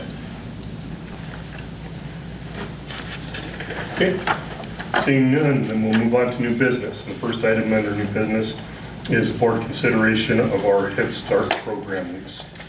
And I emailed that out yesterday. There are no changes. This is the lease that we approved last year. It's just that we changed the dates to reflect next school year. Like I said in the email, we did adjust it last year to be from a multi-year, I believe it was a 2 or 3 year lease before, to a year-to-year arrangement with Head Start. And I think given the uncertainty over the early childhood program, over growth in the district, I don't know why we would change being on a year-to-year agreement with Head Start. So. Okay, for the board, we have that lease agreement, and I would entertain a motion to approve that lease agreement with Head Start program. I'll make a motion to approve the agreement with the Head Start program. Okay, we have a motion, do I have a second? Second. And a second from Marcia. Questions, comments from the board? Questions or comments from the public? Seeing none, all those in favor of the motion, please signify by saying aye. Aye. All those opposed by saying no. Motion carries. And now we move on to item number 2, which is board consideration of approval of the Montana School Board Association's bylaws, resolutions, officers, and officer review. As you may recall, back in June, the MTSBA had their annual meeting, and there was not a quorum present to be able to vote on those items. So they are now requesting that each individual district during their board meetings consider those items that were there, and then go ahead and respond with a vote, affirmative or against the resolutions as proposed. So what this will look like is we'll be voting on whether or not the board approves or wants to deny any of the elements there. We'll do them separately, and at the end, we'll also need a final motion to authorize either the superintendent or myself as the board chair to enter those votes in on behalf of the board. So that's clear as mud. We can move forward with it. Can we do it with a single? Since we're No, I'd like to do it individually in case there's anybody that has a consideration or a concern about the, and I doubt if that's the case, but just in case anybody does have a problem, we'll have to, I'd like to do them separately. So the first item,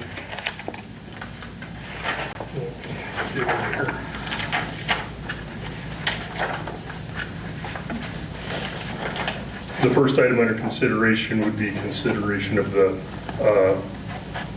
principles and guidelines for the MTSBA. It's just a renewal. There are not any changes that I believe were made on those principles and guidelines. So I would entertain a motion to approve the principles and guidelines as presented. So moved. Have a motion, do I have a second? Second. Second from, was that Tristan? Stacy. Stacy, okay, Stacy. Any questions or comments on that? Any questions or comments from the public? Seeing none, all those in favor of the motion, please signify by saying aye. Aye. All those opposed by saying no. Motion carries. Then we go on to consideration of our, what they call the SMAC, or the organizational DNA for the school district, or for the association. And I would entertain a motion to approve the foundational elements of the association's DNA. So moved. Motion from Tyrell. Do I have a second? Second. Second from Marcia. Any questions or comments from the board? Any questions or comments from the public? All those in favor of the motion, please signify by saying aye. Aye. All those opposed by saying no. Motion carries. We're getting there. Okay, next is consideration of our new dues revenue fee structure.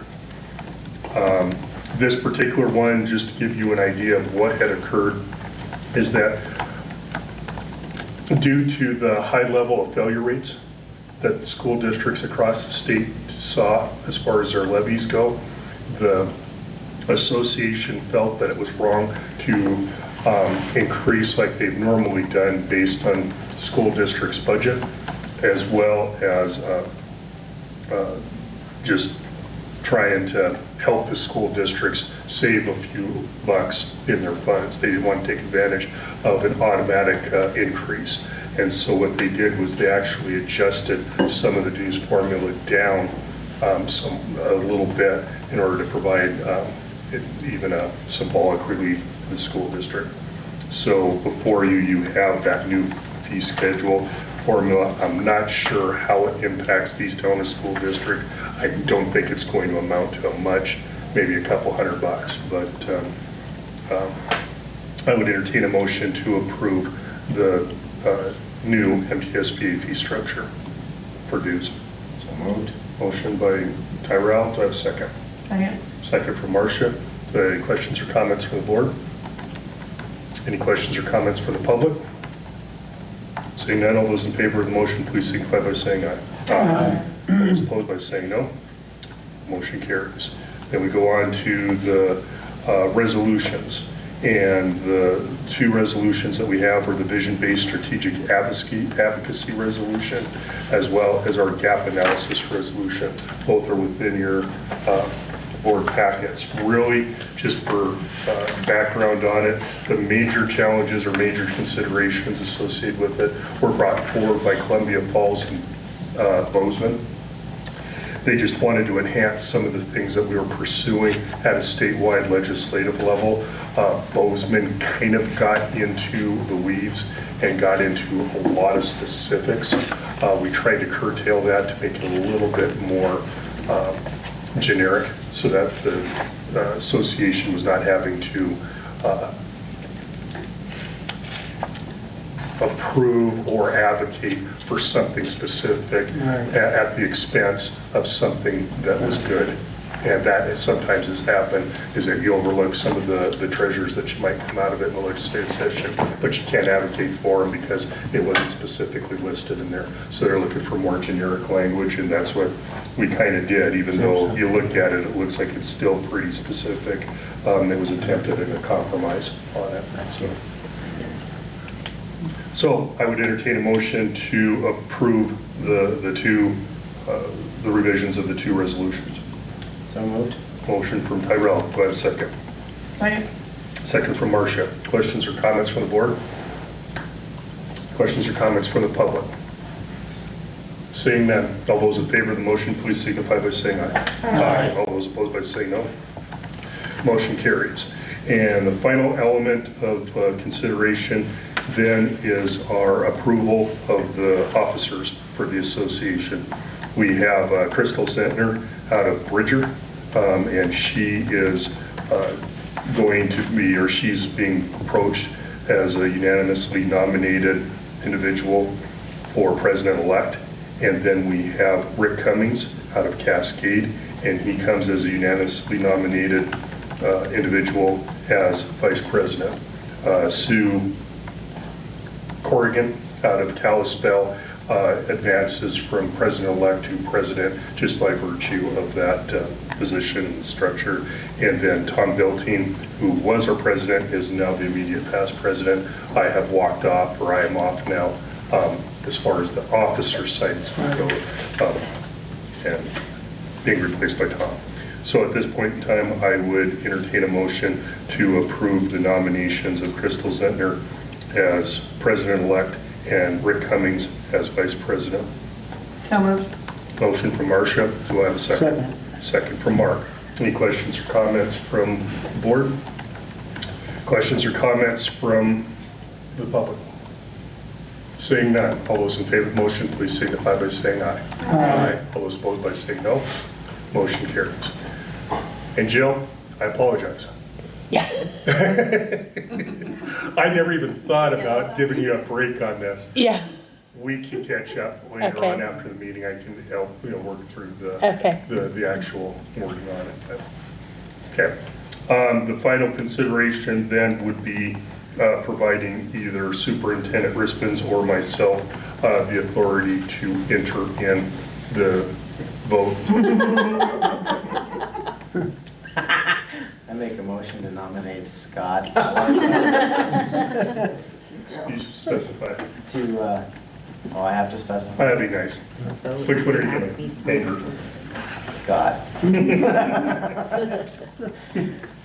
To enter in our vote and whatever all these motions are for. Okay. That's, yeah, you got that, Jill. So it's gonna speak to Whatever all these Jeremy. motions are for. So I'll second that mess. Okay. Any questions or comments from the board? Questions or comments from the public? Seeing none, all those in favor of the motion, please signify by saying aye. Aye. All those opposed by saying no. Motion carries. Thank you, and I will get that one turned in tomorrow. Let's hope you get a quorum next time. What's that? That was a riveting 49 pages, by the way. Good, I'm glad that you enjoyed that. Good to see. Thank you. Yeah, well, that's why you got nominated. Okay, moving on, we have got some accreditation updates from OPI. Okay, these are not officially released public numbers. However, I don't anticipate that they're gonna, yeah. They're public now. Public meetings are terrible, aren't they? They have to be, have final approval by the board of Well, public. they need a lot too. The big news is, and I apologize for the generic spreadsheet, but the new accreditation system renders these reports in a website that doesn't really print very well. Sure. So I took it and I was like, we want this on one page instead of 40 pages that you have to piece together. So regular accreditation is the highest level of accreditation that a school can achieve under this system, and you can see that all of the schools in the district achieved regular accreditation. The scores in the A, B, C, D, E, F, G, H, I, J, et cetera columns coincide to different aspects of the accreditation process, and I linked that accreditation booklet in the email I sent you guys. I have a printed copy of it here. What I can tell you is that in most of those, a 4 is the highest score you can get in the rubric, and then some of them, an 8 is the highest score. So you see like column D, they're all 8s. We interestingly had a low score in B, which I can look up for you a minute and tell you what it was. Integrated strategic action plan. It was part of it, but what was the specific piece? District does not have 2 to 3 SMART goals. Yeah, so they didn't like our goals. So that is an area that I'll have to go back and work on when we resubmit for next year. Thank you, Terrell. And then the other areas that we were low, like column E and F, relate to staffing. And those were anomalies in the reporting that resulted, or that were a result of the way we had things coded in Infinite Campus versus the way OPI wanted to see it coded in Infinite Campus. So an example would be the high school, I believe, scored a 2 in column F, or maybe it was in column E. And it was because we had 3 sections, was it 3 or 2, at East Allen High School that were reported as having 31 students in them with no additional paraprofessional time for the overage above the accreditation standard of 30. Brandon looked at it for me and he said, well, we only had 27 or 28 kids in here. A couple kids dropped or changed schedules, but because of either the way they pulled the data or the way we had the kids registered, they were counting every kid as part of the 31. And so even though there physically weren't 31 kids in that class, they counted that against us. and we were outside the window of opportunity to adjust that data by the time we caught it. So we've made changes for next year, and I think we'll be able to fix some of those things. The big lesson here is this is a process, and it's designed to be an improvement process. So even though we have regular status in terms of our accreditation with no deviations, there are some areas in here that we can look at and say, okay, well, we can work on our SMART goals for our integrated strategic action plan and do better in our scoring next year. And the other area that we're going to have to continue working on is our profile of a graduate. So we scored okay there, but we've got work to do. We've started the process, but we haven't fully developed it or fleshed it out. So long story short, without boring you to death, we did quite well, actually, and our schools are accredited. We are meeting the state standards, and they've given us a couple areas that we can work on and improve. Very nice. Good grade. Yeah.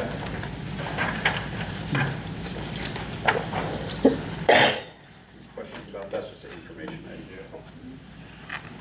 A little frustrated as far as how the Well, OPI has. it was so it was a first-year process, and you know, and you and I talked about it in March that a lot of superintendents and administrators were kind of melting down in March when the due date was coming up for this, but this was one of the things that I felt OPI worked as hard as they could to roll it out early.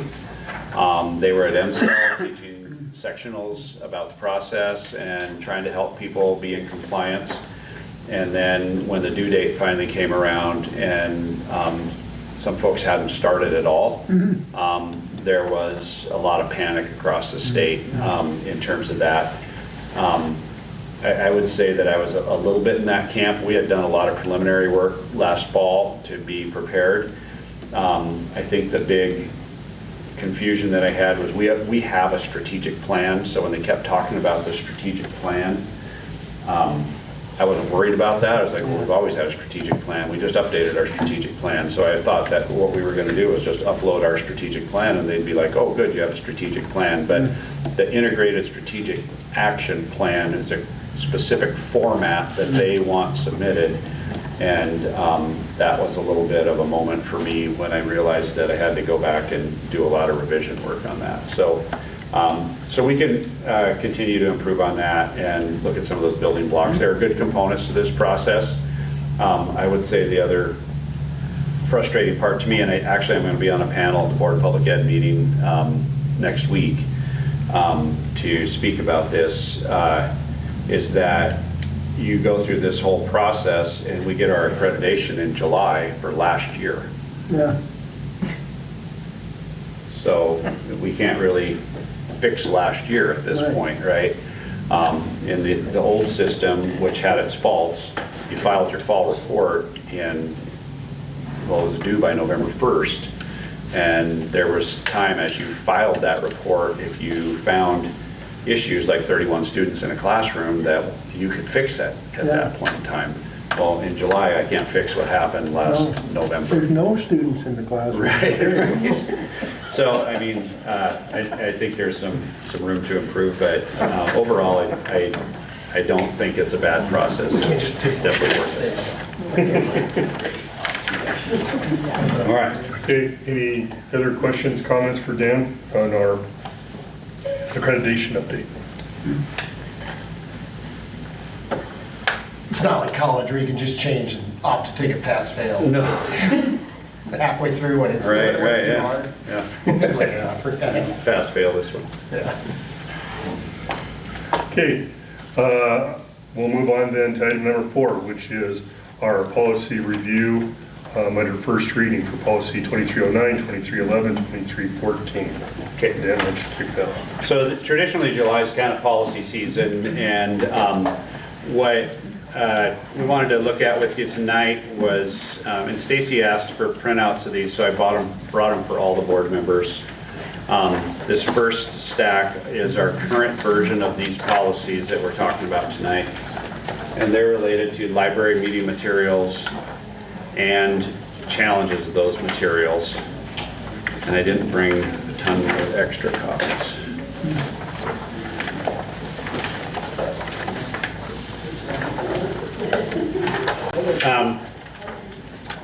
Katie Jones is here. She's our awesome librarian from Radley School. Most of our other librarians were busy doing other things, but I did ask them, or let them know that they were invited to come and be part of this conversation. What we're looking at with these policies, I did go back to Chris Goss, and that was the email that I included in your packet as well for his recommendation.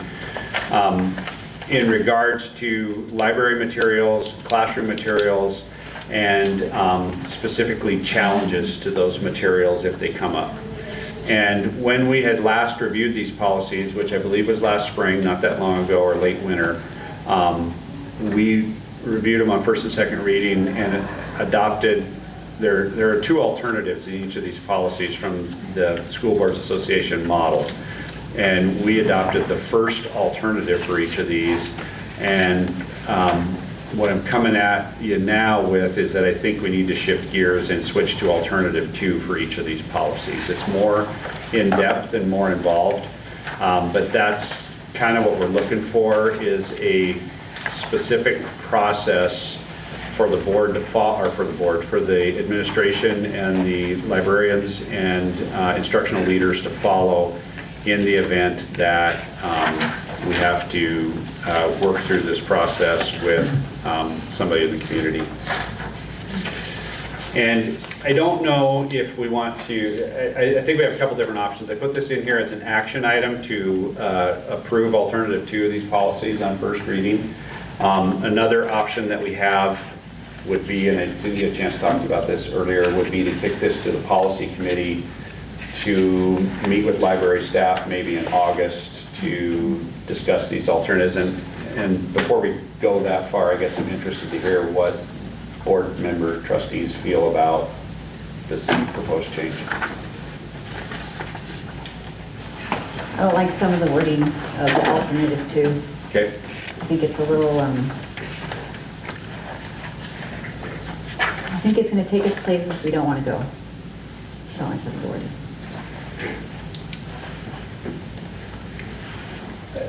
To follow up on that, I mean, my understanding is that we have not had direct challenges. We've had, certainly as board members, we've all been reached out to by people that I don't know where they're from, whether they're from our community or not, right, with concerns. And am I correct in thinking that this is an opportunity, you're seeing this as an opportunity to make a robust process that's defensible before the issue arises? Essentially, yeah. So one of the things that alternative 2 does in policy 2314 is on the second page, and I messed up. It defines, the first bullet under alternative 2, or number 1, a parent or guardian of a student enrolled in the district may bring a request to reconsider single instructional or library material. Single material means individual items such as book, audiobook. So it defines who has standing, essentially, to challenge our material. So an individual from out of state or another community can certainly comment on what's in our libraries. But for somebody to come and actually challenge and say, we don't want that in your library, it's got to be somebody who's got skin in the game. Either a parent, most likely, is who it's going to be. And the alternative 1 doesn't address that at all, leaves it wide open. So I guess that's one of the things that I liked about it. I like that in section 9, it says, or number 9 of policy 2314, it says that the reconsideration committee shall examine the material identified in the reconsideration request in its entirety. I would add read and examine.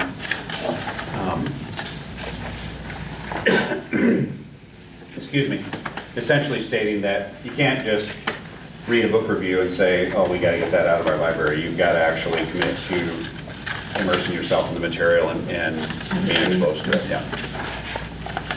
And those were probably the two biggest pieces of the puzzle. And then the form doesn't require board approval, but that's an example of what we would probably follow in that situation, which is more prescriptive than policy 1700, which is uniform complaint procedure. So these alternatives define who that committee is going to be made up of that's going to review the materials and make the decision and make the recommendation, where the uniform complaint procedure doesn't go into that level of detail at all in that. And am I correct that in any of these cases, if we adopt one of these policies substantially as they are, I mean, perhaps it's a MTSBA will be available for some guidance, we would have some. I would certainly be in favor of that. Are we allowed to change wording? Absolutely. Oh, yeah. Yeah, this is strictly model policy as presented, so the school district has the free rein to be able to reword and adjust. So one of the things that I didn't know the direction of the board was if we stayed status quo with alternate one, then at this of the selections, then at that point in time, there's probably no real need for us to move forward and do anything else.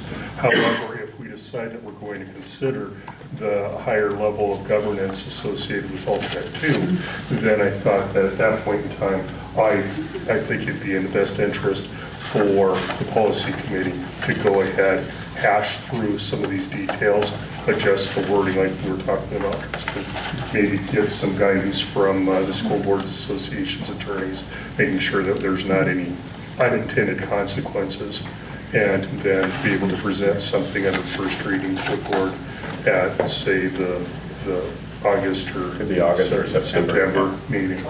And I really would like to see us involve the librarian staff on this to make sure that, although this is more of a, it's policy directed administration, the individual librarians are the ones that are going to be tasked to be implementing the vast majority of this effort.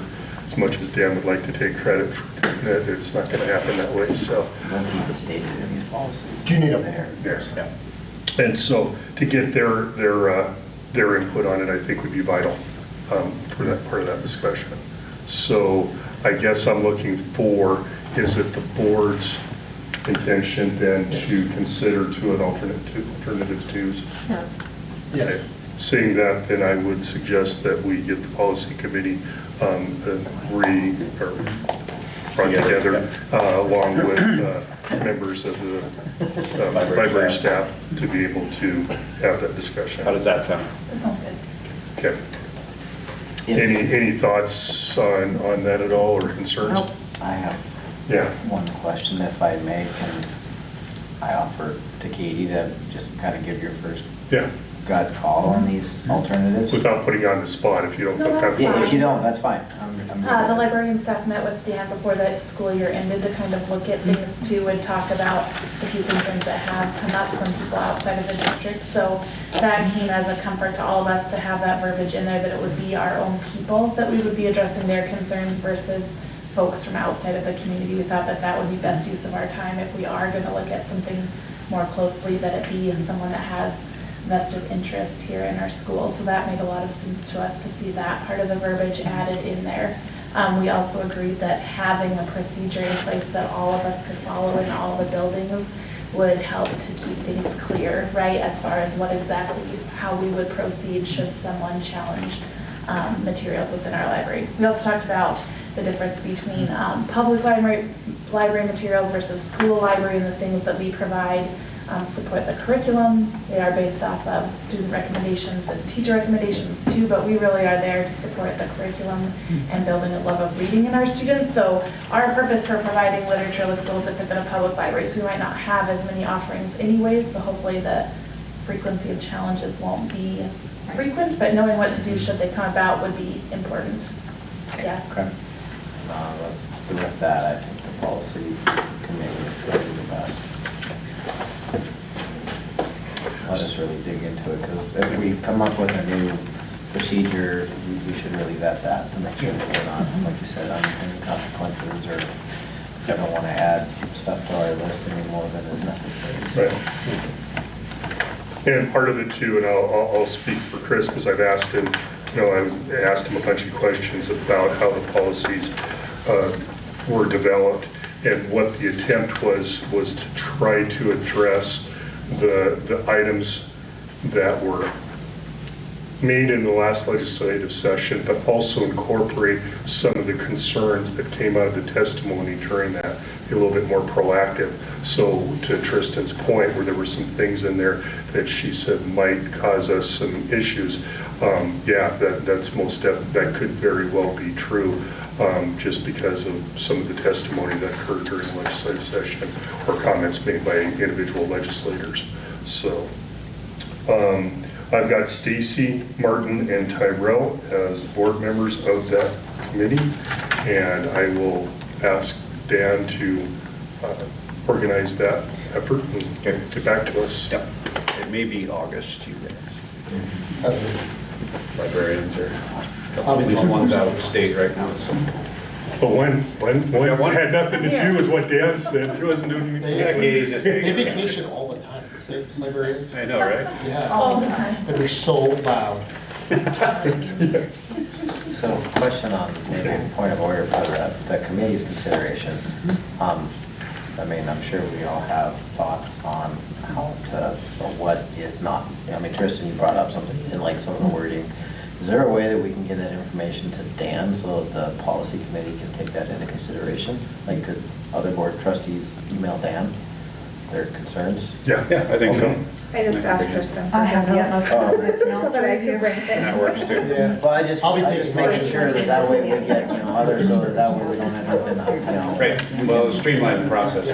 One thing you may need to watch out for Yeah. is that whatever you do, don't get in the midst of debating outside of a public meeting. Right. So if you guys are starting to shoot off even like a OneNote type of a situation, or trying to edit policy via email, that could potentially cause us legal issues. If there's too many of us, is that correct? Well, it doesn't even matter if it's too many, it's still, the subcommittee is still subject to open meeting laws. Yeah.